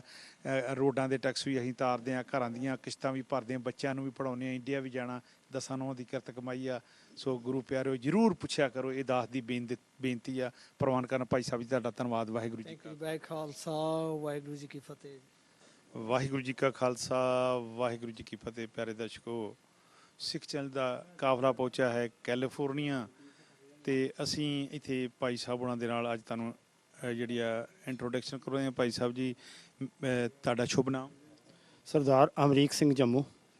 ਸਰਦਾਰ ਅਮਰੀਕ ਸਿੰਘ ਜੰਮੂ, ਅਤੇ ਮੇਰੇ ਖੱਬੇ ਬਨੇ ਬੈਠੇ ਹਨ ਭਾਈ ਸਾਹਿਬ ਜੀ। ਵਾਹਿਗੁਰੂ ਜੀ ਕਾ ਖਾਲਸਾ, ਵਾਹਿਗੁਰੂ ਜੀ ਕਾ ਖਾਲਸਾ, ਵਾਹਿਗੁਰੂ ਜੀ ਕੀ ਫਤਿਹ। ਸ਼ੁਭ ਨਾਮ? ਮੇਰਾ ਨਾਮ ਬਲਵੰਤ ਸਿੰਘ ਹੈ। ਮੇਰਾ ਜ਼ਿਲ੍ਹਾ ਲੁਧਿਆਣਾ, ਪਿੰਡ ਸਮਰਾਲੇ ਦੇ ਕੋਲ ਝਾੜ ਸਾਹਿਬ ਗੁਰਦੁਆਰਾ ਸਾਹਿਬ ਹੈ ਕਿ ਉੱਥੇ ਬਰਮਾ ਪਿੰਡ ਹੈ ਮੇਰਾ। ਵਾਹ ਜੀ ਵਾਹ, ਬਰਮਾ ਪਿੰਡ। ਸੋ ਇੱਕ ਬੰਨੇ ਭਾਈ ਸਾਹਿਬ ਅਤੇ ਦੂਜੇ ਬੰਨੇ ਵੀ ਆਪਾਂ ਗੱਲਬਾਤ ਕਰਦੇ ਹਾਂ ਕਿ ਤੁਹਾਨੂੰ ਕਿੰਨੇ ਜਿਹੜੇ ਆ ਉਹ ਇੱਥੇ ਸਾਲ ਹੋ ਗਏ ਆਇਆਂ ਨੂੰ, ਅਤੇ ਇੰਡੀਆ ਦੇ ਵਿੱਚ ਤੁਸੀਂ ਜਿਹੜਾ ਕਦੋਂ ਤੇ ਆਏ ਅਤੇ ਉੱਥੇ ਸਟੱਡੀ ਕਿੰਨੀ ਕੀਤੀ? ਸਭ ਤੋਂ ਪਹਿਲਾਂ ਤਾਂ ਮੈਂ ਸਿੱਖ ਚੈਨਲ ਦੇ ਪ੍ਰਬੰਧਕਾਂ ਦਾ, ਆਪ ਸਭ ਦਾ ਬਹੁਤ ਬਹੁਤ ਧੰਨਵਾਦੀ ਹਾਂ, ਜਿਨ੍ਹਾਂ ਨੇ ਕਿ ਸਾਨੂੰ ਸਿੱਖ ਚੈਨਲ ਦੇ ਪਾਠਕਾਂ ਦੇ ਅਤੇ ਦਰਸ਼ਕਾਂ ਦੇ ਰੂਬਰੂ ਜਿਹੜਾ ਹੈਗਾ ਕਰਵਾਇਆ। ਅਤੇ ਕਿੰਨੀ ਉੱਥੇ ਤੁਸੀਂ ਸਟੱਡੀ ਕਰਕੇ ਅਤੇ ਕਿੰਨੀ ਕਿਹੜੇ ਸਨ 'ਚ ਇੱਥੇ ਆਏ? ਹਾਂਜੀ, ਮੇਰਾ ਪਿੰਡ ਪੰਜਾਬ ਦੇ ਵਿੱਚ ਅੰਮ੍ਰਿਤਸਰ ਜਲੰਧਰ GT ਰੋਡ ਦੇ ਉੱਤੇ ਖਲਚੀਆਂ ਪਿੰਡ ਹੈ। ਭਾਜੀ ਵਾਹ, ਸਾਡਾ ਵੀ GT ਰੋਡ 'ਤੇ ਹੈ। ਹਾਂਜੀ, ਅੰਮ੍ਰਿਤਸਰ ਤੋਂ 30 ਕਿਲੋਮੀਟਰ ਔਰ ਜਲੰਧਰ ਤੋਂ 50 ਕਿਲੋਮੀਟਰ ਦੇ ਸਥਿਤ ਹੈ। ਮੈਂ ਐਜੂਕੇਸ਼ਨ ਆਪਣੀ ਜਿਹੜੀ ਹੈ ਉਹ ਖਲਚੀਆਂ ਤੋਂ ਹੀ ਹਾਈ ਸਕੂਲ ਤੋਂ ਪ੍ਰਾਪਤ ਕੀਤੀ। ਤੁਹਾਡੇ ਸਕੂਲ ਬੜਾ ਮਸ਼ਹੂਰ ਸੀਗਾ ਖਲਚੀਆਂ ਵਾਲਾ। ਹਾਂਜੀ, ਹਰ ਪੱਖ ਤੋਂ ਮਸ਼ਹੂਰ ਸੀਗਾ। ਖੇਡਾਂ ਦੇ ਵਿੱਚ ਸੀਗਾ, ਹਮੇਸ਼ਾ 26 ਜਨਵਰੀ ਦੀਆਂ ਖੇਡਾਂ ਉੱਥੇ ਮਸ਼ਹੂਰ ਹੁੰਦੀਆਂ ਸੀਗੀਆਂ। ਔਰ ਮੈਂ ਪੜ੍ਹਨ ਤੋਂ ਬਾਅਦ ਟ੍ਰੇਨਿੰਗ ਕਰਕੇ ਐਜ਼ ਏ ਪੰਜਾਬੀ ਅਧਿਆਪਕ ਜਿਹੜਾ ਸੀਗਾ ਉਹ ਐਜੂਕੇਸ਼ਨ ਡਿਪਾਰਟਮੈਂਟ ਦੇ ਵਿੱਚ ਪ੍ਰਵੇਸ਼ ਕੀਤਾ, ਅਤੇ ਪੰਜਾਬੀ ਅਧਿਆਪਕ ਦੇ ਤੌਰ 'ਤੇ ਮੈਂ ਜਿਹੜਾ ਵੱਖ-ਵੱਖ ਸਕੂਲਾਂ ਦੇ ਵਿੱਚ ਪੜ੍ਹਾਉਂਦਿਆਂ ਹੋਇਆਂ ਕੰਮ ਕੀਤਾ। ਸੋ ਜਿਸ ਤਰ੍ਹਾਂ ਤੁਸੀਂ ਉੱਥੇ ਪੰਜਾਬੀ ਅਧਿਆਪਕ ਦਾ ਕੰਮ ਕੀਤਾ, ਅਤੇ ਇੱਥੇ ਆਣ ਕੇ ਵੀ ਤੁਸੀਂ ਪੰਜਾਬੀ ਪੜ੍ਹਾਈ ਜਾਂ ਕਿੱਦਾਂ? ਇੱਥੇ ਆ ਕੇ ਮੈਂ ਪੰਜਾਬੀ ਨਹੀਂ ਪੜ੍ਹਾਈ, ਕਿਉਂਕਿ ਇੱਥੇ ਆ ਕੇ ਮੈਨੂੰ ਫਿਰ ਦੁਬਾਰਾ ਇੱਥੋਂ ਦੇ ਐਜੂਕੇਸ਼ਨ ਡਿਪਾਰਟਮੈਂਟ ਵਾਸਤੇ ਨੌਕਰੀ ਕਰਨ ਵਾਸਤੇ ਫਿਰ ਪੜ੍ਹਨਾ ਪੈਣਾ ਸੀਗਾ ਹੋਰ ਅੱਗੇ। ਅਤੇ ਫਿਰ ਇਸ ਏਜ ਦੇ ਵਿੱਚ ਆ ਕੇ ਅਤੇ ਪੜ੍ਹਨ ਦਾ ਫਿਰ ਛੱਡ ਕੇ, ਅਤੇ ਕਿਉਂਕਿ ਇੱਥੇ ਆ ਕੇ ਜਦੋਂ ਅਸੀਂ 2 ਅਟੈਚੀ ਲੈ ਕੇ ਅਤੇ ਇੱਥੇ ਪਹੁੰਚ ਜਾਂਦੇ ਹਾਂ, ਅਤੇ ਇੱਥੇ ਆ ਕੇ ਸਟੈਂਡ ਕਰਨਾ ਜਿਹੜਾ ਹੈਗਾ ਉਹ ਥੋੜ੍ਹਾ ਜਿਹਾ ਔਖਾ ਹੋ ਜਾਂਦਾ। ਅਤੇ ਇੱਥੇ ਮੇਰੀ ਬੇਟੀ ਨੇ ਮੈਨੂੰ ਸਪੋਂਸਰ ਕੀਤਾ ਸੀਗਾ, ਮੈਨੂੰ ਅਤੇ ਮੇਰੀ ਬੀਵੀ ਨੂੰ, ਅਤੇ ਅਸੀਂ ਦੋਨੋਂ, ਮੈਂ ਔਰ ਮੇਰੀ ਪਤਨੀ, ਅਸੀਂ ਦੋਨੋਂ ਜਿਹੜੇ 2008 ਦੇ ਵਿੱਚ ਇੱਥੇ ਬੇਕਰਸਫੀਲਡ ਦੇ ਵਿੱਚ ਕੈਲੀਫੋਰਨੀਆ ਦੇ ਵਿੱਚ ਅਸੀਂ ਸਭ ਤੋਂ ਪਹਿਲਾਂ ਆਏ ਸੀਗੇ। ਔਰ ਇੱਥੇ ਆ ਕੇ ਅਸੀਂ 5-6 ਮਹੀਨੇ, ਅਤੇ ਬੇਟੀ ਨੇ ਨਾ ਮੈਨੂੰ ਕੰਮ ਕਰਨ ਦਿੱਤਾ ਕੋਈ, ਪਰ ਮੈਨੂੰ ਮਹਿਸੂਸ ਹੋ ਰਿਹਾ ਸੀਗਾ ਕਿ ਸਾਡੇ ਜਿਹੜੇ ਬਜ਼ੁਰਗ ਸੀਗੇ ਉਹ ਤਾਂ ਧੀਆਂ ਦੇ ਘਰ ਦਾ ਪਾਣੀ ਨਹੀਂ ਸੀ ਪੀਂਦੇ, ਪਰ ਅਸੀਂ ਤਾਂ ਧੀ ਕੋਲ ਰਹਿ ਰਹੇ ਸੀਗੇ। ਅਤੇ ਫਿਰ ਅਸੀਂ ਕੋਸ਼ਿਸ਼ ਕੀਤੀ, ਅਤੇ ਮੈਂ ਇੱਥੇ ਬੇਕਰਸਫੀਲਡ ਦੇ ਵਿੱਚ ਹੀ ਗ੍ਰੇਮਵੇ ਫਾਰਮਸ ਕੈਰਟ ਦੀ ਫੈਕਟਰੀ ਹੈ, ਤੇ ਉਹਦੇ ਵਿੱਚ ਮੈਂ ਜਿਹੜਾ ਸੀਗਾ ਐਪਲੀਕੇਸ਼ਨ ਦੇ ਕੇ ਤੇ ਮੇਰੀ ਸਿਲੈਕਸ਼ਨ ਹੋ ਗਈ ਤੇ ਮੈਂ ਉੱਥੇ ਕੰਮ ਕਰਦਾ ਰਿਹਾ। ਤਕਰੀਬਨ ਮੈਂ 7 ਸਾਲ ਜਿਹੜਾ ਸੀਗਾ ਉਹ ਕੈਰਟ ਫੈਕਟਰੀ ਦੇ ਵਿੱਚ ਬੇਕਰਸਫੀਲਡ ਦੇ ਵਿੱਚ ਕੰਮ ਕਰਦਾ ਰਿਹਾ। ਸੋ ਭਾਈ ਸਾਹਿਬ ਜੀ, ਮੈਂ ਫੇਰ ਤੁਹਾਡੇ ਵੱਲ ਆਉਣਾ ਵਾਂ। ਮੈਂ ਜਾਣਾ ਭਾਈ ਸਾਹਿਬ ਜੀ ਹੁਣ ਤੁਹਾਡੇ ਵੱਲ, ਕਿਉਂਕਿ ਜਿੱਦਾਂ ਇਹਨਾਂ ਨੇ ਦੱਸਿਆ ਤੁਸੀਂ ਫਿਰ ਇੱਥੇ ਆਣ ਕੇ ਕਿਸ ਤਰ੍ਹਾਂ ਕਾਮਯਾਬੀ ਕੀਤੀ, ਕੀ ਕਰ ਰਹੇ ਜੇ ਕਾਰੋਬਾਰ? ਇੱਥੇ ਜੀ ਮੈਂ 1995 ਚ ਆਇਆ ਸੀ ਵਿਦ ਫੈਮਿਲੀ। ਬੱਚੇ 2 ਛੋਟੇ ਸੀ, ਉਹ ਸਕੂਲ ਗੋਇੰਗ ਸੀਗੇ। ਮੈਂ ਉੱਥੇ ਇੰਡੀਆ 'ਚ ਹਾਈ ਸਕੂਲ ਟੀਚਰ ਸੀ, ਮੇਰੀ ਵਾਈਫ ਵੀ ਹਾਈ ਸਕੂਲ ਟੀਚਰ ਸੀ। ਬਹੁਤ ਵਧੀਆ ਗੱਲ ਆ। ਮੇਰੇ ਸੱਜੇ ਬਨੇ ਵੀ ਟੀਚਰ ਸਾਹਿਬ ਬੈਠੇ ਆ ਤੇ ਖੱਬੇ ਬਨੇ ਵੀ ਟੀਚਰ ਆ, ਤੇ ਟੀਚਰਾਂ ਦੇ ਫਿਰ ਮੁਕਾਬਲੇ ਹੋ ਗਏ। ਕੁਦਰਤੀ ਇੱਧਰ ਆਉਣ ਦਾ ਸਬੱਬ ਬਣ ਗਿਆ। ਉਸ ਤੋਂ ਬਾਅਦ ਮੈਂ ਇੱਥੇ ਰਹਿਣਾ ਨਹੀਂ ਸੀ ਚਾਹੁੰਦਾ, ਕਿਉਂਕਿ ਇੱਥੇ ਨਾ ਜੇ ਆਪਾਂ ਇੰਡੀਆ 'ਚ ਈਜ਼ੀ ਗੋਇੰਗ ਲਾਈਫ ਹੈ ਆਪਣੀ, ਤਾਂ ਇੱਥੇ ਆਪਾਂ ਨੂੰ ਮਜ਼ਦੂਰੀ ਤੋਂ ਸ਼ੁਰੂ ਕਰਨਾ ਪੈਂਦਾ ਹੈ, ਹਾਰਡ ਲਾਈਫ 'ਚੋਂ ਲੰਘਣਾ ਪੈਂਦਾ ਹੈ। ਜੇ ਤੁਸੀਂ ਉੱਥੇ ਹਾਰਡ ਲਾਈਫ 'ਚੋਂ ਆਏ ਹੋ ਤਾਂ ਇੱਥੇ ਤੁਸੀਂ ਖੁਸ਼ ਹੋ ਬਹੁਤ। ਜੇ ਉੱਥੋਂ ਈਜ਼ੀ ਲਾਈਫ 'ਚੋਂ ਆਏ ਹੋ ਤਾਂ ਇੱਥੇ ਆ ਕੇ ਤੁਹਾਨੂੰ ਫਿਰ ਜ਼ੀਰੋ 'ਤੇ ਸ਼ੁਰੂ ਕਰਨਾ ਪੈਂਦਾ ਹੈ, ਤਾਂ ਬਹੁਤ ਮੁਸ਼ਕਿਲ ਲੱਗਦਾ ਹੈ। ਜਾਂ ਤਾਂ ਬੱਚੇ ਵੱਡੇ ਹੋਣ ਉਹਨਾਂ ਨੂੰ ਕੰਮ ਲਵਾ ਲਵੇ, ਜੇ ਬੱਚੇ ਛੋਟੇ ਸੀਗੇ ਉਹ ਸਕੂਲ 'ਚ ਜਾਂਦੇ, ਉਹ ਕਹਿੰਦੇ ਅਸੀਂ ਇੱਥੇ ਰਹਿਣਾ, ਮੈਂ ਕਹਿੰਦਾ ਸੀ ਆਪਾਂ ਵਾਪਸ ਚੱਲੀਏ। ਅਤੇ ਵਾਈਫ ਕਹਿੰਦੀ ਵੀ ਹੁਣ ਬੱਚਿਆਂ ਨੂੰ ਛੱਡ ਕੇ ਤੁਸੀਂ ਕਿੱਥੇ ਜਾਓਗੇ, ਦੇਖ ਲਓ। ਅਤੇ ਫਿਰ ਮੈਨੂੰ ਇੱਥੋਂ ਹੀ ਸ਼ੁਰੂ ਕਰਨਾ ਪਿਆ। ਪਹਿਲਾਂ ਫੈਕਟਰੀ 'ਚੋਂ ਸ਼ੁਰੂ ਕੀਤਾ ਕੰਮ, 4 5 6 ਸਾਲ। ਜੇ ਉਹਨਾਂ ਨੇ ਰਾਤ ਨੂੰ ਕੰਮ ਦਿੱਤਾ ਰਾਤ ਨੂੰ ਕਰਿਆ, ਦਿਨ ਨੂੰ ਦਿੱਤਾ ਦਿਨ ਨੂੰ ਕਰਿਆ। ਇਸ ਤਰ੍ਹਾਂ ਹੀ ਵਾਈਫ ਨੇ, ਬੱਚਿਆਂ ਨੇ ਸਕੂਲ 'ਚ ਜਾਣਾ, ਅਸੀਂ ਕੰਮ 'ਤੇ ਚੱਲ ਜਾਣਾ।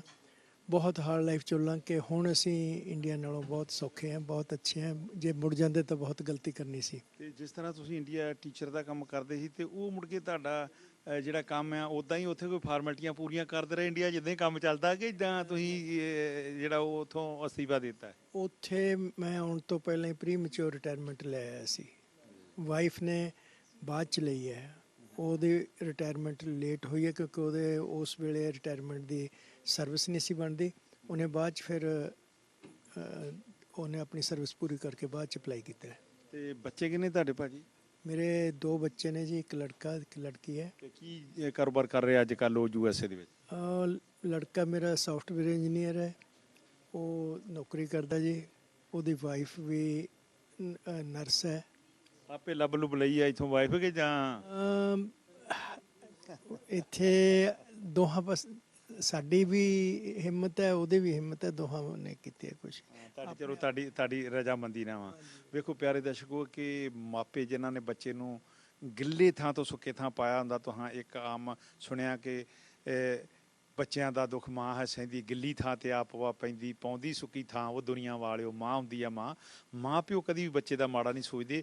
ਜੇ ਕਿਤੇ ਆਪੋ ਵਿੱਚ ਵੀ ਚਲੋ ਜ਼ਮਾਨੇ ਦੇ ਨਾਲ ਮੁੰਡਾ ਕੁੜੀ ਕਿਤੇ ਗੱਲਬਾਤ ਹੋ ਜਾਂਦੀ ਹੈ, ਤੇ ਪੇਰੈਂਟਸ ਨੂੰ ਚਾਹੇ ਲੜਕਾ ਚਾਹੇ ਲੜਕੀ ਜ਼ਰੂਰ ਦੱਸਿਆ ਕਰੋ ਕਿ ਇਹਦੇ ਵਿੱਚ ਕਦੀ ਵੀ ਮਾਪੇ ਮਾੜਾ ਨਹੀਂ ਸੋਚਣਗੇ। ਪਰ ਇੱਕ ਗੱਲ ਆ ਕਿ ਜੇ ਪੇਰੈਂਟਸ ਨੂੰ ਨਹੀਂ ਦੱਸਦੇ ਤੇ ਮੁੜ ਕੇ ਉਦੋਂ ਹੀ ਪਤਾ ਲੱਗਦਾ ਵਾ ਜਦੋਂ ਤੂੰ ਕੌਣ ਤੇ ਮੈਂ ਕੌਣ, ਜਦੋਂ ਡਾਈਵਰਸ ਹੋ ਜਾਂਦੇ ਆ। ਸੋ ਸਿਆਣੇ ਹਮੇਸ਼ਾ ਹੀ ਜਿਹੜੇ ਆ ਉਹ ਸਿਆਣੀ ਮੱਤ ਦਿੰਦੇ ਆ। ਨਾਲੇ ਤੁਹਾਡੇ ਮਾਪੇ ਆ, ਫਰਜ਼ ਬਣਦਾ ਬੱਚਿਆਂ ਦਾ ਮਾਪਿਆਂ ਕੋਲ ਸਲਾਹ ਲੈਣ ਦਾ। ਤੁਹਾਡੇ ਬੱਚਿਆਂ ਨੇ ਫਿਰ ਤੁਹਾਡੀ ਸਲਾਹ ਲਈ? ਹਾਂਜੀ, ਬੱਚਿਆਂ ਦੇ ਸਾਡੇ ਚੋਇਸ ਉਹਨਾਂ ਦੀ ਹੈ, ਪਰ ਮੈਰਿਜ ਸੈਟਲਡ ਹੈ। ਮੈਰਿਜ ਅਸੀਂ ਕੀਤੀ ਹੈ, ਚੂਜ਼ ਉਹਨਾਂ ਨੇ ਆਪ ਕੀਤਾ। ਜੀ ਬਾਤ ਤੁਸੀਂ ਫਿਰ ਆਸ਼ੀਰਵਾਦ ਦਿੱਤਾ, ਸਹਿਮਤ? ਹਾਂਜੀ। ਦੇਖੋ ਪਿਆਰੇ ਦਰਸ਼ਕੋ, ਵੇਖ ਲਓ ਜੇ ਇਹ ਸਹਿਮਤ ਹੋ ਗਏ ਤਕਰੀਬਨ ਚੰਗੇ ਕੰਮ ਲਈ ਸਾਰੇ ਸਹਿਮਤ ਹੋ ਜਾਂਦੇ ਆ, ਤੇ ਵਧੀਆ ਗੱਲ ਆ। ਪਹਿਲੇ ਸਮਿਆਂ ਦੇ ਵਿੱਚ ਮੈਂ ਤੁਹਾਡੇ ਵੱਲ ਆਉਣਾ ਕਿ ਉਹ ਕੁੜੀ ਜਿਹੜੀ ਆਪਾਂ ਧੀ ਭੈਣ ਮੰਗਦੇ ਹੁੰਦੇ ਹਾਂ, ਤੇ ਤੁਹਾਨੂੰ ਪਤਾ ਜਦੋਂ ਕੋਈ ਪਿੰਡ ਤੁਹਾਨੂੰ ਵੇਖਣਾ ਆਉਂਦਾ ਤੇ ਡਾਂਗਾ ਫੜ ਲੈਂਦੇ ਹੁੰਦੇ ਸੀ, ਹੈਂ। ਤੇ ਵੇਖੋ ਇੱਕ ਕਿੱਡਾ ਚੰਬਾ, ਜਿਹੜੀ ਧੀ ਨੇ ਆਪਣੇ ਪਤੀ ਦੇ ਨਾਲ ਸਾਰੀ ਉਮਰ ਕੱਟਣੀ, ਉਹਨੂੰ ਉਹ ਇਹ ਵੀ ਨਹੀਂ ਹੱਕ ਕਿ ਤੂੰ ਆਪਣੇ ਪਤੀ ਨੂੰ ਵੇਖ ਸਕੇ। ਜ਼ਮਾਨਾ ਕਿੱਥੇ ਦਾ ਕਿੱਥੇ ਚੱਲ ਗਿਆ। ਕਲਚਰ ਉਸ ਵਕਤ ਸਾਡਾ ਇਸ ਤਰ੍ਹਾਂ ਦਾ ਸੀਗਾ, ਸਾਡੇ ਕਲਚਰ ਦੇ ਵਿੱਚ ਸੀਗਾ। ਬਜ਼ੁਰਗ ਸਾਡੇ ਜਿਹੜੇ ਸੀਗੇ ਉਹ ਲਵ ਮੈਰਿਜ ਨੂੰ ਇੰਨਾ ਚੰਗਾ ਨਹੀਂ ਸੀ ਸਮਝਦੇ, ਤੇ ਅਰੇਂਜ ਮੈਰਿਜ ਨੂੰ ਜਿਹੜਾ ਸੀਗਾ ਉਹ ਆਪਣੇ ਹੱਥੀਂ ਕਰਕੇ ਜਿਹੜਾ ਸੀਗਾ ਉਹ ਚੰਗਾ ਸਮਝਦੇ ਸੀਗੇ। ਤੇ ਤੁਹਾਡੇ ਕਿੰਨੇ ਬੱਚੇ ਆ? ਮੇਰੇ 4 ਬੱਚੇ ਆ ਜੀ, 3 ਬੇਟੀਆਂ ਨੇ। ਹਾਂਜੀ, ਇੱਕ ਬੇਟਾ ਹੈ, ਬੇਟਾ ਸਭ ਤੋਂ ਛੋਟਾ ਹੈ, ਤੇ ਬੇਟੀ ਵੱਡੀਆਂ ਜਿਹੜੀਆਂ 3 ਬੇਟੀਆਂ ਨੇ, ਔਰ ਤਿੰਨੋਂ ਆਪਣੇ ਆਪਣੇ ਜਿਹੜੀ ਹੈਗੀਆਂ ਨੇ ਉਹ ਮਾਸਟਰ ਡਿਗਰੀ ਨੇ। ਸਭ ਤੋਂ ਵੱਡੀ ਬੇਟੀ ਜਿਹੜੀ ਹੈ ਅਕੈਡਮਿਕ ਕੁਆਲੀਫਿਕੇਸ਼ਨ ਉਹਦੀ MA ਇੰਗਲਿਸ਼ ਹੈ, ਔਰ ਪ੍ਰੋਫੈਸ਼ਨ ਉਹਦਾ RN ਹੈ। ਔਰ ਮੈਰਿਡ ਆ ਕਿ ਜਾਂ ਮੈਰਿਜ ਉਹਨਾਂ ਕਰਾ ਲਈ ਹੈ, ਸ਼ਾਦੀ ਕਿ ਨਹੀਂ? ਹਾਂ, 3 ਬੇਟੀ 4 ਬੱਚੇ ਇਸ ਵਕਤ ਮੈਰਿਡ ਨੇ।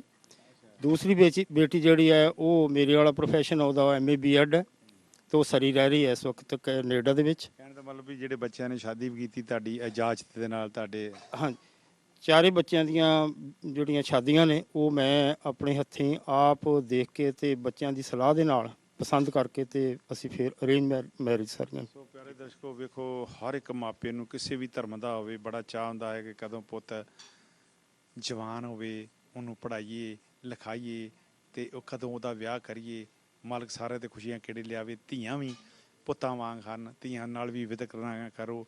ਜਿੰਨਾ ਸਿਆਣੇ ਕਹਿੰਦੇ ਕਿ ਵੇਖਦੇ ਕਿ ਜਿੰਨਾ ਧੀਆਂ ਮਾਪਿਆਂ ਦੇ ਨਾਲ ਹੈਲੋ ਹਾਏ ਕਰਦੀਆਂ, ਫੋਨ ਤੇ ਫੋਨ ਕਰਦੀਆਂ, ਪਤਾ ਸੁੱਖ ਸਾਨ ਲੈਂਦੀਆਂ, ਇਹ ਗੱਲ ਤੁਸੀਂ ਵੀ ਮੰਨੋਗੇ ਸੱਚ ਆ ਕਿ ਬੱਚੇ ਜਿਹੜੇ ਆ ਉਹਨਾਂ ਘੱਟ ਖਿਆਲ ਕਰਦੇ ਆ, ਇਹ ਪਤਾ ਨਹੀਂ ਕਿਉਂ। ਸੋ ਭਾਈ ਸਾਹਿਬ ਜੀ, ਅੱਜ ਕੱਲ੍ਹ ਫਿਰ ਜਿਹੜੀ ਆ ਜਿੱਦਾਂ ਤੁਸੀਂ ਉੱਥੇ ਟੀਚਰ ਸੀਗੇ ਇੰਡੀਆ ਦੇ ਵਿੱਚ, ਤੇ ਜਦੋਂ ਤੁਸੀਂ ਇੱਥੇ ਆ ਕੇ ਕੰਮ ਉੱਦਾਂ ਚੱਲਦਾ ਰਿਹਾ? ਮੈਂ ਤਾਂ ਵੇਖਿਆ ਕਈ ਟੀਚਰ ਉਹ ਕਹਿੰਦੇ ਜਗਤਾਰ ਸਿੰਘ ਬੱਲੇ ਬੱਲੇ ਆ, ਮਾੜੇ ਜਿਹੇ ਉੱਥੇ ਪਾਰਟੀ ਕਰ ਦਈਦੀ ਆ ਤੇ ਤਨਖਾਹਾਂ ਮਿਲਦੀਆਂ ਜਾਂਦੀਆਂ, ਇੱਦਾਂ ਕੰਮ ਚੱਲਦਾ ਕਿ ਜਾਂ ਉੱਥੇ ਅਸਤੀਫਾ ਦੇ ਆਏ? ਨਹੀਂ, ਉੱਥੇ ਮੈਂ ਰਿਟਾਇਰ ਹੋ ਕੇ ਆਇਆ, ਰਿਟਾਇਰ ਹੋਣ ਤੋਂ ਬਾਅਦ ਆਇਆ। ਤੇ ਉੱਥੇ ਜਿਸ ਸਕੂਲ ਦੇ ਵਿੱਚ ਮੈਂ ਕੰਮ ਕਰਦਾ ਸੀਗਾ ਉਹ ਉਸ ਵਕਤ 84 ਦੇ ਵਿੱਚ ਅੱਤਵਾਦੀਆਂ ਦਾ ਗੜ੍ਹ ਗਿਣਿਆ ਜਾਂਦਾ ਸੀਗਾ, ਸਰਕਾਰੀ ਹਾਈ ਸਕੂਲ ਕਾਲੇ ਕੇ, ਜਿੱਥੋਂ ਮੈਂ ਰਿਟਾਇਰਮੈਂਟ ਲਈ ਹੈ। ਤੇ ਉੱਥੇ ਜਿੰਨਾ ਵੀ ਸਮਾਂ ਮੈਂ 12-13 ਸਾਲ ਉਸ ਸਕੂਲ ਦੇ ਵਿੱਚ ਲਾਏ ਨੇ ਔਰ ਦਿਲ ਲਾ ਕੇ ਜਿਹੜਾ ਹੈਗਾ ਉਹ ਬੱਚਿਆਂ ਨੂੰ ਪੜ੍ਹਾਉਂਦਾ ਰਿਹਾ। ਜੇ ਮੈਂ ਦਿਲ ਲਾ ਕੇ ਬੱਚਿਆਂ ਨੂੰ ਮਿਹਨਤ ਕਰਕੇ ਪੜ੍ਹਾਉਂਦਾ ਰਿਹਾ ਤੇ ਮੇਰੇ ਬੱਚੇ ਵੀ ਜਿਹੜੇ ਹੈਗੇ ਨੇ, ਪਰਮਾਤਮਾ ਨੇ ਜਿਹੜਾ ਹੈ ਮੈਨੂੰ ਬਖਸ਼ਿਸ਼ ਕੀਤੀ ਹੈ ਕਿ ਮੇਰੇ ਚਾਰੇ ਬੱਚੇ ਅੱਜ ਕੱਲ੍ਹ ਇਸ ਵਕਤ ਮਾਸਟਰ ਡਿਗਰੀ ਹੋਲਡਰ ਨੇ। ਤੇ ਭਾਜੀ, ਇੱਥੇ ਦੀ ਲਾਈਫ ਦਾ ਤੇ ਉੱਥੇ ਇੰਡੀਆ ਦੀ ਲਾਈਫ ਦਾ ਕੀ ਤੁਸੀਂ ਕਿੰਨਾ ਕੁ ਅੰਤਰ ਸਮਝਦੇ? ਤੁਸੀਂ ਇੱਕ ਟੀਚਰ ਆ, ਬੱਚਿਆਂ ਨੂੰ ਪੜ੍ਹਾਉਂਦੇ ਵੀ ਰਹੇ ਔਰ ਉੱਥੇ ਤੁਸੀਂ ਆਪ ਵੀ ਪੜ੍ਹੇ ਆ, ਤੇ ਕਿੰਨਾ ਕੁ ਅੰਤਰ ਤੁਹਾਨੂੰ ਇੱਥੇ ਦੀ ਸਟੱਡੀ ਦਾ ਉੱਥੇ ਦੀ ਸਟੱਡੀ ਦਾ? ਕਿਉਂਕਿ ਅਸੀਂ ਵੇਖਦੇ ਅਸੀਂ ਵੀ ਉੱਥੇ ਪੜ੍ਹੇ ਆ, ਉਹਨਾਂ ਸਾਡਾ ਭਾਰ ਨਹੀਂ ਹੁੰਦਾ ਜਿੰਨਾ ਸਾਡੇ ਬਸਤੇ ਦਾ ਭਾਰ ਹੁੰਦਾ ਹੈ। ਸਟੱਡੀ ਦਾ ਫਰਕ ਜਿਹੜਾ ਹੈ ਉਹ ਕਾਫੀ ਫਰਕ ਹੈ, ਕਿਉਂਕਿ ਉੱਥੇ ਅਸੀਂ ਰੱਟਾ ਮੈਥਡ ਸਾਡਾ ਹੈ। ਅਸੀਂ ਬੱਚਿਆਂ ਨੂੰ ਜਿਹੜਾ ਹੈਗਾ ਉਹ ਰੱਟਾ ਲਵਾਉਂਦੇ ਹਾਂ, ਉਹਨਾਂ ਨੂੰ ਕੰਪੈਲ ਕਰਦੇ ਹਾਂ। ਤੇ ਇੱਥੇ ਜਿਹੜਾ ਹੈਗਾ ਬੱਚਿਆਂ ਦੇ ਜਿਹੜਾ ਹੈਗਾ ਉਹਨਾਂ ਦੇ ਇੰਟਰਸਟ ਦੇ ਨਾਲ ਜਿਹੜਾ ਹੈਗਾ ਪੜ੍ਹਾਇਆ ਜਾਂਦਾ। ਇੱਥੇ ਕਿਤਾਬਾਂ ਜਿਹੜੀਆਂ ਹੈਗੀਆਂ ਉਹ ਸਕੂਲ ਦੇ ਵਿੱਚ ਹੀ ਰਹਿੰਦੀਆਂ ਨੇ, ਬੱਚਾ ਜਿਹੜਾ ਫਰੈਸ਼ ਹੋ ਕੇ ਘਰ ਆ ਜਾਂਦਾ। ਔਰ ਉੱਥੇ ਦਾ ਜਿਹੜਾ ਇਹ ਗੱਲ ਮੰਨਣ ਵਾਲੀ ਆ ਕਿ ਜਿਹੜਾ ਸਾਡਾ ਮੈਥ ਹੈ, ਕਿਉਂਕਿ ਪ੍ਰਾਇਮਰੀ ਦੇ ਵਿੱਚ ਹੀ ਸਾਡੇ ਜਿਹੜੇ ਪੁਰਾਣੇ ਅਧਿਆਪਕ ਸੀਗੇ ਉਹ ਪਹਾੜਿਆਂ ਨੂੰ ਅਤੇ ਜ਼ਬਾਨੀ ਸਵਾਲਾਂ ਨੂੰ ਜਿਹੜਾ ਸੀਗਾ ਉਹ ਬਹੁਤ ਰੱਟਾ ਲਵਾਉਂਦੇ ਸੀਗੇ। ਅਤੇ ਉਹਦਾ ਕਰਕੇ ਜਿਹੜਾ ਹੈਗਾ ਸ਼ੁਰੂ ਤੋਂ ਹੀ ਜਿਹੜਾ ਵਾ ਜਿੰਨੇ ਵੀ ਸਾਡੇ ਪੰਜਾਬੀ ਜਾਂ ਇੰਡੀਅਨ ਜਿਹੜੇ ਇੱਥੇ ਆਉਂਦੇ ਨੇ ਸਟੂਡੈਂਟ ਪੜ੍ਹ ਕੇ, ਉਹਨਾਂ ਦਾ ਮੈਥ ਜਿਹੜਾ ਹੈਗਾ ਬਹੁਤ ਵਧੀਆ ਹੁੰਦਾ। ਤੇ ਭਾਜੀ, ਮੈਂ ਤੁਹਾਡੇ ਵੱਲ ਆਵਾਂ ਕਿ ਇੱਥੇ ਦੀ ਲਾਈਫ ਦਾ ਤੁਸੀਂ ਉੱਥੇ ਸਰਵਿਸ ਕੀਤੀ ਆ, ਹੁਣ ਤੁਸੀਂ ਇੱਥੇ ਵੀ ਰਹਿੰਦੇ ਨੂੰ ਕਾਫੀ ਚਿਰ ਹੋ ਗਿਆ, ਕਿੰਨਾ ਕੁ ਤੁਸੀਂ ਫਰਕ ਸਮਝਦੇ ਆ? ਜਾਂ ਕਿਉਂਕਿ ਤੁਸੀਂ ਦੋਨੋਂ ਹੀ ਐਜੂਕੇਸ਼ਨ ਨਾਲ ਸੰਬੰਧਿਤ ਟੀਚਰ ਆ, ਪੜ੍ਹਾਈ ਦੇ ਬਾਰੇ ਇੱਥੇ ਵੀ ਬੱਚੇ ਪੜ੍ਹਦੇ, ਉੱਥੇ ਵੀ ਕਿੰਨਾ ਕੁ ਅੰਤਰ ਆ ਪੜ੍ਹਾਈ ਦਾ? ਇੱਥੇ ਦਾ ਪੜ੍ਹਾਈ ਦਾ ਵੀ ਬਹੁਤ ਅੰਤਰ ਹੈ ਜੀ। ਬਾਕੀ ਜੀਵਨ ਦਾ ਤੁਸੀਂ ਪੁੱਛਿਆ ਹੈ, ਜੀਵਨ ਦਾ ਬਹੁਤ ਜ਼ਿਆਦਾ ਅੰਤਰ ਹੈ, ਕਿਉਂਕਿ ਜੀਵਨ ਜਿਉਣ ਵਾਸਤੇ ਆਪਾਂ ਨੂੰ 4 ਪੱਖ ਆਪਾਂ ਮੋਟੇ ਸਮਝਦੇ ਹਾਂ: ਰਾਜਨੀਤਿਕ, ਧਾਰਮਿਕ, ਆਰਥਿਕ, ਪੋਲੀਟੀਕਲ ਤੇ ਦੂਸਰਾ এনवायरमेंटल। ਉਹਨਾਂ ਚੋਂ ਇੱਕ ਪੰਜਵਾਂ ਪੱਖ ਹੈ ਸੋਸ਼ਲ ਪੱਖ। ਉਹ ਸੋਸ਼ਲ ਪੱਖ ਤਾਂ ਆਪਾਂ ਇੰਡੀਆ ਦਾ ਜ਼ਿਆਦਾ ਗਿਣ ਲੈਂਦੇ ਹਾਂ ਵੀ ਉੱਥੇ ਵਿਹਲੇ ਹੁੰਦੇ ਨੇ, ਆ ਵੀ ਸੁਣਾ ਵੀ ਕਿਆ ਹਾਲ ਆ, ਵੀ ਹੋਰ ਬਹਿ ਜਾ, ਵੀ ਜਿੱਥੇ ਮਰਜ਼ੀ ਬਹਿ ਜਾਓ, ਜਿਹਨੂੰ ਮਰਜ਼ੀ ਗੱਲਾਂ ਕਰੀ ਜਾਓ, ਕਿਸੇ ਦੇ ਬਿਜ਼ਨਸ ਦੁਕਾਨ 'ਤੇ ਚਲੇ ਜਾਓ, ਉੱਥੇ ਬੈਠ ਕੇ ਗੱਲਾਂ ਕਰੀ ਜਾਓ, ਉਹ ਹੋਰ ਕਹਿੰਦਾ ਹਾਲੇ ਹੋਰ ਬੈਠ ਜਾਈ ਨਾ। ਇੱਥੇ ਜਿਹੜਾ ਇਹ ਕੰਮ ਨਹੀਂ ਹੈ। ਸੋਸ਼ਲ ਪੱਖ ਜਿਹੜਾ ਇੱਥੇ ਥੋੜ੍ਹਾ ਜਿਹਾ ਘਾਟ ਹੈ, ਕਿਉਂਕਿ ਬੰਦਾ ਮਸੀਂ ਲੱਭਦਾ ਗੱਲ ਕਰਨ ਨੂੰ। ਜਦੋਂ ਤੇ ਉੱਥੇ ਵੀ ਉਹ ਸੱਥਾਂ ਨਹੀਂ ਰਹੀਆਂ ਜਿੱਦਾਂ ਬਜ਼ੁਰਗ ਤੂਤਾਂ ਦੇ ਥੱਲੇ, ਬੋੜਾਂ ਦੇ ਥੱਲੇ 10-10, 20 ਜਿਹੜੇ ਬੈਠੇ ਹੁੰਦੇ ਸੀ, ਹੁਣ ਉੱਥੇ ਵੀ ਥੋੜ੍ਹਾ ਜਿਹਾ ਕੰਮ ਘਟਦਾ ਨਹੀਂ ਜਾਂਦਾ? ਮੈਂ ਉਸ ਵੇਲੇ ਦੀ ਗੱਲ ਕਰਦਾ ਜਦੋਂ ਅਸੀਂ ਉੱਥੋਂ ਆਏ ਹਾਂ। ਹੁਣ ਜਿਹੜਾ ਬਾਕੀ ਦੂਸਰਾ ਪੱਖ ਹੈ, ਆਰਥਿਕ ਪੱਖ ਹੈ, ਜਿਹੜਾ ਉੱਥੇ ਅਸੀਂ ਸਾਰੀ ਉਮਰ ਮਿਹਨਤ ਕਰਕੇ ਨਾ ਬਹੁਤ ਮਿਹਨਤ ਕੀਤੀ ਹੈ, ਮਸੀਂ ਰੋਟੀ ਪਾਣੀ ਚੱਲਦਾ ਸੀ, ਬਹੁਤ ਮਿਹਨਤ ਕਰਨ ਦੇ ਬਾਵਜੂਦ ਵੀ। ਇੱਥੇ ਤੁਸੀਂ ਆਰਥਿਕ ਪੱਖ ਤੁਹਾਡਾ ਬਹੁਤ ਚੰਗਾ ਹੈ, ਜਿੰਨੀ ਤੁਸੀਂ ਮਿਹਨਤ ਕਰਦੇ ਹੋ ਉਨੇ ਤੁਹਾਨੂੰ ਰੋਜ਼ਾਨਾ ਮਿਲਦਾ ਹੈ। ਤੁਹਾਡੇ ਕਹਿਣ ਦਾ ਮਤਲਬ ਹੈ ਵਾਕਿਆ ਗੱਲ ਸਹੀ ਆ ਕਿ ਇੰਡੀਆ ਦੇ ਵਿੱਚ ਜਿਹੜਾ ਆਪਣਾ ਬੰਦਾ ਸਰਵਿਸ ਕਰਦਾ ਜਾਂ ਕੋਈ ਕਰਦਾ ਜਾਂ ਇੱਕ ਕਿਸਾਨੀ ਕਰਦਾ, ਉਹਨੂੰ ਉਹਦਾ ਹੱਕ ਨਹੀਂ ਮਿਲਦਾ। ਇਹ ਹਕੀਕਤ ਆ। 16 ਨੇ ਕਿਸੇ ਵੀ ਸਰਕਾਰ ਨੇ ਸਾਡਾ ਇਹ ਨਹੀਂ ਮਸਲਾ ਹੁੰਦਾ ਕਿ ਕਾਂਗਰਸ ਚੰਗੀ ਆ ਜਾਂ ਬੀਜੇਪੀ ਚੰਗੀ ਆ। ਅਸੀਂ ਇਹ ਗੱਲ ਕਹਿੰਦੇ ਆ ਕਿ ਜਦੋਂ ਦੀ ਦੇਸ਼ ਦੀ ਵੰਡ ਹੋਈ ਹੈ, ਕਿਸੇ ਵੀ ਸਰਕਾਰ ਨੇ ਜਿਹਨੂੰ ਆਪਾਂ ਰੀੜ੍ਹ ਦੀ ਹੱਡੀ ਕਿੰਨੇ ਦੇਸ਼ ਦੀ ਕਿਸਾਨਾਂ ਨਾਲ ਕਿਸੇ ਨੇ ਖਿਆਲ ਨਹੀਂ ਦਿੱਤਾ। ਇਹੀ ਕਾਰਨ ਹੈ ਕਿ ਕਿਸਾਨ ਜਿਹੜੇ ਆ ਉਹ ਖੁਦਕੁਸ਼ੀਆਂ ਜਿਹੜੇ ਆ ਕਰ ਰਹੇ ਆ। ਤੇ ਭਾਈ ਸਾਹਿਬ, ਮੈਂ ਤੁਹਾਡੇ ਵੱਲ ਆਉਣਾ ਵਾਂ ਕਿ ਹਰ ਇੱਕ ਚੀਜ਼ ਜਿਹੜੀ ਆ ਉਹ ਇੱਕ ਫਾਰਮੈਲਿਟੀ ਬਣ ਕੇ ਰਹਿ ਗਈ ਆ। ਜਿਸ ਤਰ੍ਹਾਂ ਤੁਸੀਂ ਵੀ ਉੱਥੇ ਖਲਚੀਆਂ ਹਾਈ ਸਕੂਲ ਬਣੇ, ਉੱਥੇ ਜੰਡਿਆਲੇ ਦੇ ਤੁਹਾਡੇ ਹੈੱਡ ਮਾਸਟਰ ਹੁੰਦੇ ਹਿਰਸ਼ਪਾਲ ਸਿੰਘ। ਹਾਂਜੀ ਹਾਂਜੀ। ਔਰ ਬੜਾ ਖੇਡਾਂ ਦਾ ਯੋਗਦਾਨ ਹੁੰਦਾ ਸੀ। ਖਲਚੀਆ ਜਿਹੜਾ ਹਾਈ ਸਕੂਲ ਆ ਮੰਨਿਆ ਸੀਗਾ ਗੇਮਾਂ ਦੇ ਵਿੱਚ। ਔਰ ਜਿਹੜਾ ਸਰੀਰਕ ਸਿੱਖਿਆ ਇੱਕ ਸਬਜੈਕਟ ਉੱਥੇ ਲੱਗ ਗਿਆ, ਜਿਹੜਾ ਸਪੋਰਟ ਦਾ ਲੱਗ ਗਿਆ, ਤੁਸੀਂ ਕੀ ਸਮਝਦੇ ਹੋ? ਇੱਕ ਕਾਗਜ਼ਾਂ ਦੀ ਫਾਰਮੈਲਿਟੀ ਆ, ਐਵੇਂ ਗਰਾਊਂਡ 'ਚ ਲੈ ਜਾਣਾ, ਮਾੜਾ ਮੋਟਾ ਜਿਹਾ ਕਰਨਾ, ਇੱਧਰ ਉੱਧਰ ਕਰਨਾ ਕੋਈ, ਕਿ ਜਾਂ ਵਾਕਿਆ ਇਹਨਾਂ ਦੇਸ਼ਾਂ ਵਾਂਗ ਤੁਸੀਂ ਵੇਖਿਆ ਇੱਧਰ ਜਿਹੜਾ ਸਬਜੈਕਟ ਰਿਹਾ ਸਰੀਰਕ ਸਿੱਖਿਆ ਦਾ, ਉਹ ਤਾਂ ਤੇ ਇੰਡੀਆ ਦਾ ਦਿਨ ਰਾਤ ਦਾ ਫਰਕ ਆ? ਕੀ ਕਹਿਣਾ ਚਾਹੋਗੇ? ਇੰਡੀਆ ਦੇ ਵਿੱਚ ਜਿਹੜਾ ਸਪੋਰਟਸ ਸਾਡਾ ਸਬਜੈਕਟ ਹੈ, ਉਹਦੇ ਵੱਲ ਬਹੁਤ ਘੱਟ ਧਿਆਨ ਦਿੱਤਾ ਜਾਂਦਾ। ਕਾਗਜ਼ਾਂ ਦੇ ਵਿੱਚ ਤਾਂ ਜ਼ਰੂਰ ਸਪੋਰਟਸ ਹੈ ਸਬਜੈਕਟ, ਪਰ ਜੇ ਵੇਖਿਆ ਜਾਵੇ ਤਾਂ ਜਿਹੜਾ ਸਪੋਰਟਸ ਆ ਉਹ ਬੱਚੇ ਜਿਹੜੇ ਆ ਪ੍ਰਾਇਮਰੀ ਤੋਂ ਹੀ ਜਿਹੜੇ ਸਾਨੂੰ ਤਿਆਰ ਕਰਨੇ ਚਾਹੀਦੇ, ਹੇਠਲੇ ਪੱਧਰ ਤੋਂ ਹੀ। ਜਦੋਂ ਹੇਠਲੇ ਪੱਧਰ 'ਤੇ ਅਸੀਂ ਨਾ ਤਾਂ ਕੋਈ ਸਾਡੇ ਸਪੋਰਟਸ ਦਾ ਅਧਿਆਪਕ ਆ ਕੋਈ, ਜਿਸ ਤਰ੍ਹਾਂ PTI ਜਾਂ NDS ਜਾਂ DP, ਇਹ ਕੋਈ ਵੀ ਉੱਥੇ ਅਰੇਂਜਮੈਂਟ ਨਹੀਂ ਹੈਗਾ, ਕੋਈ ਪੋਸਟ ਹੀ ਹੈ ਨਹੀਂ ਪ੍ਰਾਇਮਰੀ ਦੇ ਵਿੱਚ।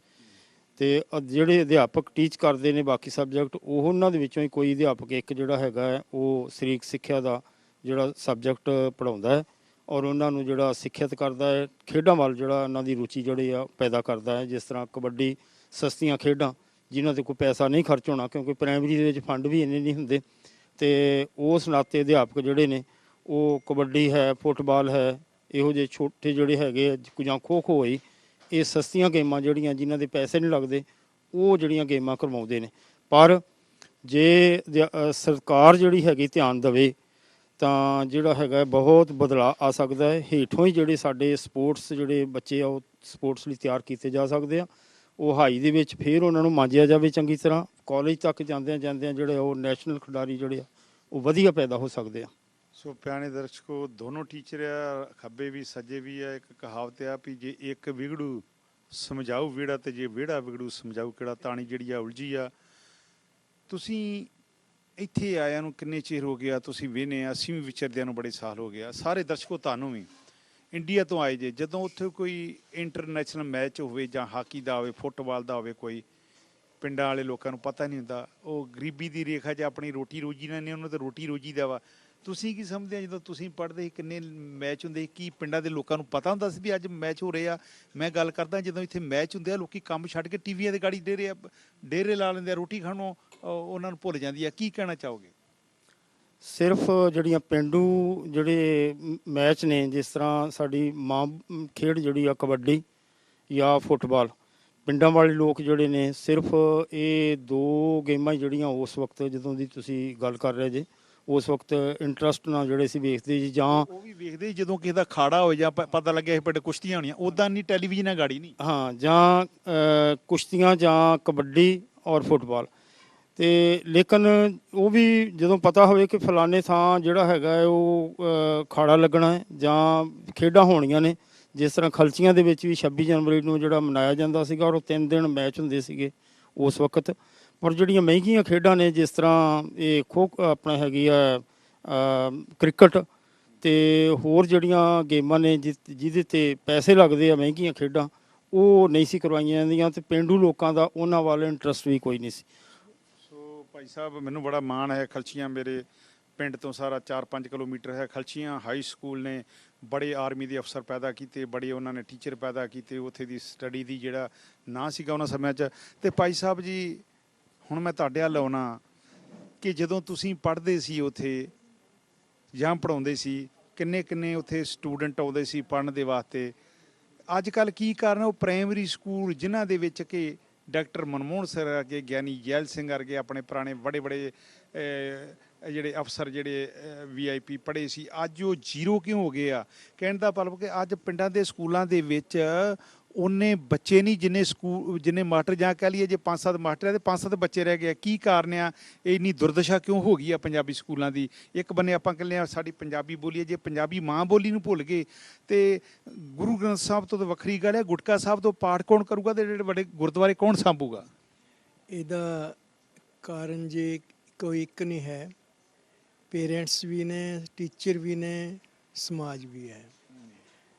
ਜਿਹੜੇ ਟੀਚਰ ਨੇ ਉਹ ਜਿੰਨੇ ਸਾਨੂੰ ਪੜ੍ਹਾਉਣ ਵਾਲੇ ਟੀਚਰ ਮਿਹਨਤੀ ਹੁੰਦੇ ਸੀ, ਉਹਨੇ ਅਸੀਂ ਉੱਥੇ ਤੱਕ ਨਹੀਂ ਪਹੁੰਚ ਸਕੇ। ਬਹੁਤ ਮਿਹਨਤ ਕਰਾਉਂਦੇ ਸੀ ਉਹ ਤੋਂ ਬਾਅਦ ਜਦੋਂ ਸਟੂਡੈਂਟਸ ਨੇ ਜਿਹੜੇ ਉਹਨਾਂ ਨੂੰ ਲਗਨ ਹੁੰਦੀ ਸੀਗੀ ਪੜ੍ਹਨ ਦੀ, ਤੇ ਦੋਹਾਂ ਪਾਸਿਆਂ ਤੋਂ ਪੇਰੈਂਟਸ ਨੂੰ ਪੜ੍ਹਾਉਣ ਦੀ ਲਗਨ ਸੀਗੀ, ਕਿਉਂਕਿ ਥੋੜ੍ਹੇ ਪੜ੍ਹਦੇ ਹੁੰਦੇ ਸੀ ਬੱਚੇ, ਸਾਰੇ ਇੰਟਰਸਟ ਨਾਲ ਪੜ੍ਹਦੇ ਸੀ। ਹੁਣ ਚਾਹੇ ਬੱਚਾ ਕੋਈ ਪੜ੍ਹਨ ਵਾਲਾ ਚਾਹੇ ਨਹੀਂ ਪੜ੍ਹਨ ਵਾਲਾ, ਉਹਨੂੰ ਸਕੂਲ ਭੇਜਣਾ ਹੀ ਭੇਜਣਾ ਹੈ। ਉਹ ਉੱਥੇ ਜਾ ਕੇ ਦੂਸਰੇ ਬੱਚਿਆਂ ਨੂੰ ਜਿਹੜੇ ਅੱਗੇ ਜਾਣ ਵਾਲੇ ਨੇ ਉਹਨਾਂ ਨੂੰ ਵੀ ਉਹਦੇ ਨਾਲ ਖਿੱਚ ਕੇ ਨਾਲ ਤੋਰਨਾ ਪੈਂਦਾ ਹੈ। ਤੇ ਜੇ ਪੇਰੈਂਟਸ ਨੂੰ ਕਹੋ ਵੀ ਤੁਹਾਡਾ ਬੱਚਾ ਆਹ ਸ਼ਰਾਰਤ ਕਰਦਾ ਹੈ, ਕੰਮ ਨਹੀਂ ਕਰਕੇ ਆਉਂਦਾ, ਉਹ ਕਹਿੰਦੇ ਨੇ ਤੁਸੀਂ ਦੇਖੋ। ਟੀਚਰ ਨੂੰ ਕਹਿੰਦੇ ਨੇ, ਸਾਡੇ ਵੇਲੇ ਟੀਚਰ ਸੀਗੇ ਜਿਹੜੇ ਉਹ ਪਨਿਸ਼ਮੈਂਟ ਵੀ ਦੇ ਦਿੰਦੇ ਸੀ, ਹੁਣ ਪਨਿਸ਼ਮੈਂਟ ਵੀ ਨਹੀਂ ਦੇ ਸਕਦੇ। ਤੇ ਜੇ ਡਰ ਨਹੀਂ ਬੱਚੇ ਨੂੰ, ਬੱਚਾ ਦੋ ਤਰੀਕਿਆਂ ਨਾਲ ਪੜ੍ਹਦਾ ਹੈ, ਜਾਂ ਤਾਂ ਉਹਨੂੰ ਕੋਈ ਇੰਟਰਸਟ ਹੋਵੇ ਬਹੁਤ, ਜਾਂ ਡਰ ਹੋਵੇ, ਮਾਂ ਪਿਓ ਦਾ ਹੋਵੇ ਜਾਂ ਟੀਚਰ ਦਾ ਹੋਵੇ। ਹੁਣ ਟੀਚਰ ਦਾ ਮਾਂ ਪਿਓ ਦਾ ਡਰ ਤਾਂ ਹੈ ਨਹੀਂ ਬੱਚੇ ਨੂੰ, ਲਗਨ ਸਾਰੇ ਬੱਚਿਆਂ ਨੂੰ ਹੈ ਨਹੀਂ, ਥੋੜ੍ਹੇ ਜਿਹੇ ਬੱਚਿਆਂ ਨੂੰ ਲਗਨ ਹੁੰਦੀ ਹੈ, ਉਹ ਪੜ੍ਹਦੇ ਨੇ। ਬਾਕੀ ਇਹ ਐਜੂਕੇਸ਼ਨ ਦਾ ਪੱਠਾ ਬੈਠਣ ਦਾ ਕਾਰਨ ਇੱਕ ਹੋਰ ਵੀ ਹੈ। ਜਦੋਂ ਡਾਇਰੈਕਟੋਰੇਟ ਇਕੱਠਾ ਹੁੰਦਾ ਸੀ, ਹਾਈ ਸਕੂਲ ਦਾ ਡਾਇਰੈਕਟੋਰੇਟ, ਪ੍ਰਾਇਮਰੀ ਔਰ ਹਾਈ ਮਿਡਲ ਇਕੱਠੇ ਹੁੰਦੇ ਸੀ। ਉਹ ਜਦੋਂ ਤੋਂ ਪ੍ਰਾਇਮਰੀ ਡਾਇਰੈਕਟੋਰੇਟ ਵੱਖਰਾ ਬਣਾਤਾ, ਹਾਈ ਸਕੂਲ ਵਾਲਾ ਟੀਚਰ ਉਹਨੂੰ ਪ੍ਰਾਇਮਰੀ ਵਾਲਿਆਂ ਨੂੰ ਦੇਖਭਾਲ ਨਹੀਂ ਕਰ ਸਕਦਾ। ਜਿਹੜਾ ਪ੍ਰਾਇਮਰੀ ਦੀ ਪ੍ਰਮੋਸ਼ਨ ਕਰਕੇ BEO ਲਾਉਣਾ, ਉਹ ਵੀ ਪ੍ਰਾਇਮਰੀ ਦਾ BEO ਲੱਗਦਾ ਹੈ। ਉਹ ਇੱਕ ਦੂਏ ਨੂੰ ਕਹਿ ਨਹੀਂ ਸਕਦੇ, ਕਹਿੰਦੇ ਨਹੀਂ ਹੈ ਵੀ ਤੂੰ ਕਿਉਂ ਨਹੀਂ ਪੜ੍ਹਾਉਂਦਾ, ਕਿਉਂ ਨਹੀਂ ਕੰਮ ਕਰਾਉਂਦਾ। ਉਹ ਆਉਂਦਾ BEO, ਉਹ ਉਹਦੇ ਨਾਲ ਮਿਲ ਮਿਲਾ ਕੇ ਉਹਨੂੰ ਉਸ ਤਰ੍ਹਾਂ ਮੋੜ ਦਿੰਦੇ ਨੇ, ਲਿਖਾ ਲੈਂਦੇ ਨੇ ਵੀ ਬਹੁਤ ਵਧੀਆ ਮਿਹਨਤ ਕਰਾਈ ਹੈ। हाँ थ्योरेटिकली या प्रैक्टिकल नहीं। और मैं फिर ਤੁਹਾਡੇ ਕੋਲ ਜਿਹੜਾ ਵਾ ਆ ਰਿਹਾ ਵਾਂ ਮਸਲਾ ਐਜੂਕੇਸ਼ਨ ਦਾ। ਕੀ ਕਾਰਨ ਹੈ ਕਿ 7 ਸਮੁੰਦਰਾਂ ਤੋਂ ਪਾਰ, ਚਾਹੇ ਉਹ USA ਹੋਵੇ, ਚਾਹੇ ਉਹ UK ਹੋਵੇ, ਚਾਹੇ ਯੂਰਪ ਹੋਵੇ, ਚਾਹੇ ਦੁਨੀਆ ਦਾ ਕੋਈ ਕੋਨਾ, ਬਗੈਰ ਪੰਜਾਬ ਤੋਂ ਉੱਥੇ ਜ਼ੋਰ ਲੱਗਾ ਮਾਪਿਆਂ ਦਾ ਕਿ ਸਾਡੇ ਬੱਚੇ ਪੰਜਾਬੀ ਸਿੱਖਣ। ਇੰਡੀਆ ਦੇ ਵਿੱਚ ਜਿਹੜੀ ਪੰਜਾਬ ਦੀ ਧਰਤੀ ਆ, ਜਿੱਥੇ ਪੰਜਾਬੀ ਪ੍ਰਫੁੱਲਤ ਹੋਈ ਆ, ਉੱਥੇ ਜ਼ੋਰ ਲੱਗਾ ਕਿ ਪੰਜਾਬੀ ਨਹੀਂ, ਸਾਡੇ ਬੱਚੇ ਇੰਗਲਿਸ਼ ਸਿੱਖਣ। ਉਲਟੀ ਗੰਗਾ ਵਗ ਰਹੀ ਆ। ਕੀ ਕਹਿਣਾ ਚਾਹੋਗੇ? ਇਹਦਾ ਮੁੱਖ ਕਾਰਨ ਜਿਹੜਾ ਹੈ ਉਹ ਸਾਡੀ ਜਿਹੜੀ ਉੱਪਰਲੀ ਸ਼੍ਰੇਣੀ ਹੈ, ਇਹ ਉਸ ਨੇ ਸ਼ੁਰੂ ਕੀਤਾ ਹੈ, ਜਿੱਥੋਂ ਤੱਕ ਮੇਰਾ ਆਪਣਾ ਵਿਚਾਰ ਹੈ।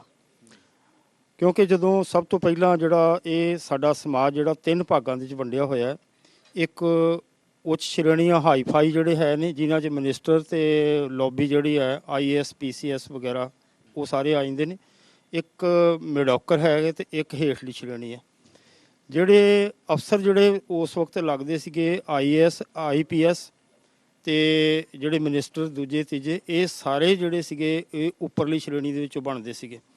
ਔਰ ਜਿਹੜੇ ਮੱਧ ਵਰਗੀ ਜਿਨ੍ਹਾਂ ਦੇ ਇਹ ਵਿੱਚੋਂ ਜਿਹੜੇ ਪੜ੍ਹ ਲਿਖ ਕੇ ਜਿਸ ਤਰ੍ਹਾਂ ਅਧਿਆਪਕ ਜਾਂ ਹੋਰ ਕੋਈ ਪੋਸਟਾਂ 'ਤੇ ਜਦੋਂ ਗਏ ਥੋੜ੍ਹੇ ਉਹਨਾਂ ਨੂੰ ਲੱਗਣ ਲੱਗੇ ਕਿ ਸਾਡੇ ਬੱਚਿਆਂ ਦੇ ਵਿੱਚ ਕੀ ਕਮਜ਼ੋਰੀ ਹੈ, ਕੀ ਕਾਰਨ ਹੈਗਾ ਕਿ ਇਹ ਜਿਹੜੇ ਹੈ ਉੱਪਰ ਕੰਪੀਟੀਸ਼ਨ ਜਿਹੜਾ ਹੈਗਾ ਉਹ ਕਿਉਂ ਨਹੀਂ ਕਰ ਪਾਉਂਦੇ। ਤਾਂ ਉਸ ਵਕਤ ਉਹਨਾਂ ਨੇ ਜਿਹੜੇ ਉੱਪਰਲੇ ਜਿਹੜੇ ਸ਼੍ਰੇਣੀ ਵਾਲੇ ਸੀ, ਉਹਨਾਂ ਦੇ ਬੱਚੇ ਜਿਹੜੇ ਸੀਗੇ ਉਹ ਬਾਹਰ ਫਾਰਨ ਜਾਂ ਮਸੂਰੀ, ਡਲਹੌਜ਼ੀ ਜਾਂ ਹੋਰ ਇਹੋ ਜਿਹੇ ਜਿਹੜੇ ਪਬਲਿਕ ਸਕੂਲ ਸੀਗੇ, ਇੰਗਲਿਸ਼ ਮੀਡੀਅਮ ਸਕੂਲ ਸੀਗੇ, ਉੱਥੇ ਪੜ੍ਹ ਰਹੇ ਸੀਗੇ। ਔਰ ਉਹਨਾਂ ਦੇ ਬੱਚੇ ਜਿਹੜੇ ਸੀਗੇ IPS IAS ਕੰਪੀਟੀਸ਼ਨ ਜਿਹੜਾ ਸੀਗਾ ਉਹ ਕੰਪਲੀਟ ਕਰਦੇ ਸੀਗੇ। ਉਹਦੇ 'ਚ ਜਿਹੜੇ ਉਹ ਸਿਲੈਕਸ਼ਨ ਉਹਨਾਂ ਦੀ ਹੋ ਜਾਂਦੀ ਸੀ। ਫਿਰ ਮੱਧ ਵਰਗੀ ਜਿਹੜੇ ਸੀਗੇ, ਇਹਨਾਂ ਦੇ ਵਿੱਚ ਜਿਹੜੇ ਪੜ੍ਹੇ ਲਿਖੇ ਮਾਂ-ਬਾਪ, ਸੁਚੇਤ ਮਾਂ-ਬਾਪ ਸੀਗੇ, ਉਹਨਾਂ ਨੇ ਵੀ ਕੋਸ਼ਿਸ਼ ਕੀਤੀ ਕਿ ਸਾਡੇ ਬੱਚੇ ਜਿਹੜੇ ਹੈਗੇ ਆ ਉਹ ਇੰਗਲਿਸ਼ ਦੇ ਵਿੱਚ ਥੋੜ੍ਹਾ ਜਿਹਾ ਪਰਪੱਕ ਹੋਣ ਤਾਂ ਕਿ ਕੰਪੀਟੀਸ਼ਨ ਦੇ ਵਿੱਚ ਇਹ ਅੱਗੇ ਨਿਕਲ ਸਕਣ। ਅਤੇ ਉਹਨਾਂ ਨੇ ਵੀ ਆਪਣੇ ਬੱਚੇ ਜਿਹੜੇ ਸੀਗੇ ਉਸ ਵਕਤ ਦੂਰ ਦੁਰਾਡੇ, ਜਿਸ ਤਰ੍ਹਾਂ ਸ਼ਹਿਰਾਂ ਦੇ ਵਿੱਚ ਉਸ ਵਕਤ ਪਬਲਿਕ ਸਕੂਲ ਜਾਂ ਕੌਨਵੈਂਟ ਸਕੂਲ ਸੀਗੇ, ਅਤੇ ਉਹਨਾਂ ਨੇ ਵੀ ਫਿਰ ਆਪਣੇ ਪੇਟ ਕੱਟ ਕੇ ਅਤੇ ਉਹ ਜਿਹੜੇ ਬੱਚੇ ਆ ਉਹਨਾਂ ਸਕੂਲਾਂ 'ਚ ਪੜ੍ਹਾ ਕੇ ਅਤੇ ਉਹ ਕੰਪੀਟੀਸ਼ਨ ਜਿਹੜੇ ਲੜਾਏ। ਔਰ ਉਹਨਾਂ ਦੇ ਬੱਚੇ ਜਿਹੜੇ ਫਿਰ ਹੌਲੀ ਜਿਹੜੇ ਉੱਪਰਲੀਆਂ ਪੋਸਟਾਂ ਦੇ ਵਿੱਚ ਐਡਜਸਟ ਹੋਣੇ ਸ਼ੁਰੂ ਹੋਏ।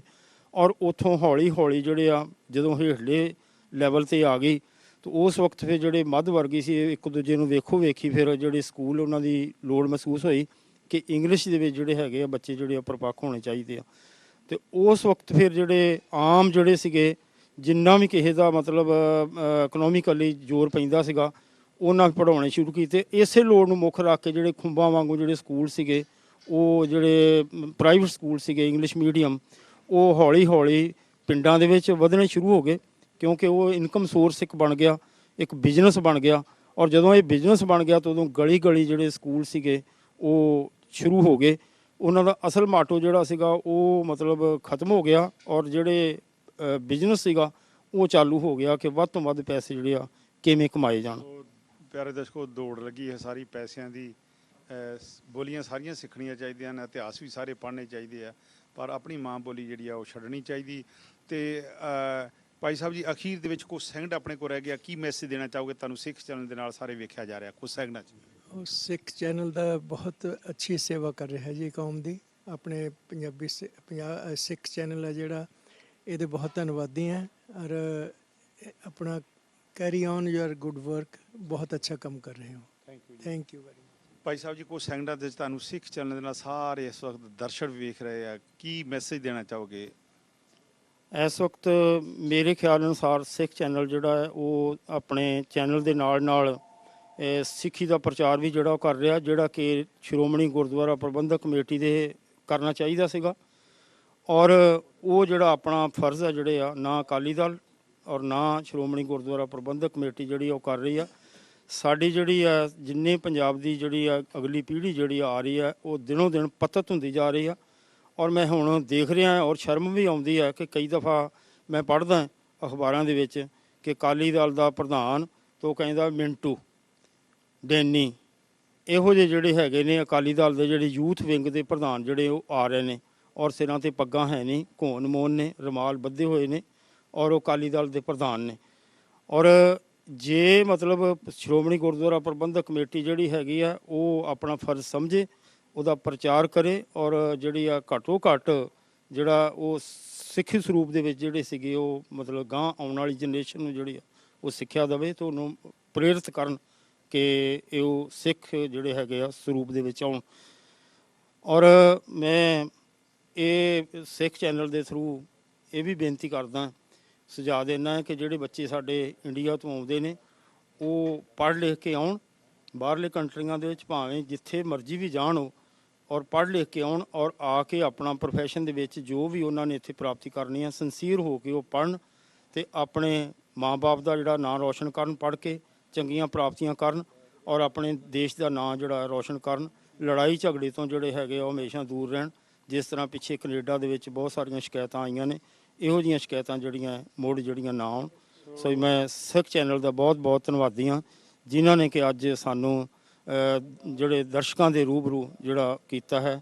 ਮੈਂ ਸਰਦਾਰ ਜਗਤਾਰ ਸਿੰਘ ਹੋਣਾ ਦਾ ਵੀ ਬਹੁਤ ਧੰਨਵਾਦੀ ਹਾਂ, ਜਿਨ੍ਹਾਂ ਨੇ ਕਿ ਇਹ ਉਪਰਾਲਾ ਕੀਤਾ। ਸੋ ਪਿਆਰੇ ਦਰਸ਼ਕੋ, ਜਿੱਥੇ ਵੀ ਅਸੀਂ ਜਾਂਦੇ ਹਾਂ, ਸਾਡੇ ਨਾਲ ਸਾਡਾ ਸਾਰਾ ਕਾਫਲਾ ਹੁੰਦਾ ਸਿੱਖ ਚੈਨਲ ਦਾ, ਚਾਹੇ ਸਾਰਿਆਂ ਕੋਲ ਨਹੀਂ ਆਇਆ ਜਾਂਦਾ। ਇਹ ਸਾਰੇ ਸਿੱਖ ਚੈਨਲ ਨੂੰ ਮਾਣ ਹੈ, ਸਾਨੂੰ ਕਿੰਨਾ ਮਾਣ ਹੈ ਕਿ ਵਰਲਡ ਦੇ ਵਿੱਚ ਕਿੰਨਾ ਸਿੱਖ ਚੈਨਲ ਨੂੰ ਪਿਆਰ ਕਰਦੇ ਹਨ। ਆਓ ਫਿਰ ਤੁਹਾਡਾ ਦੋਵਾਂ ਦਾ ਮੈਂ ਧੰਨਵਾਦ ਕਰਦਾ, ਅਤੇ ਆਪਾਂ ਸਾਂਝੀ ਫਤਿਹ ਬੁਲਾਈਏ ਤੇ ਇੱਥੇ ਹੀ ਸਮਾਪਤੀ ਕਰੀਏ। ਅਜੇ ਆਪਾਂ ਇੱਕ ਹੋਰ ਇੰਟਰਵਿਊ ਕਰਨੀ ਹੈ ਜੀ। ਵਾਹਿਗੁਰੂ ਜੀ ਕਾ ਖਾਲਸਾ, ਵਾਹਿਗੁਰੂ ਜੀ ਕੀ ਫਤਿਹ।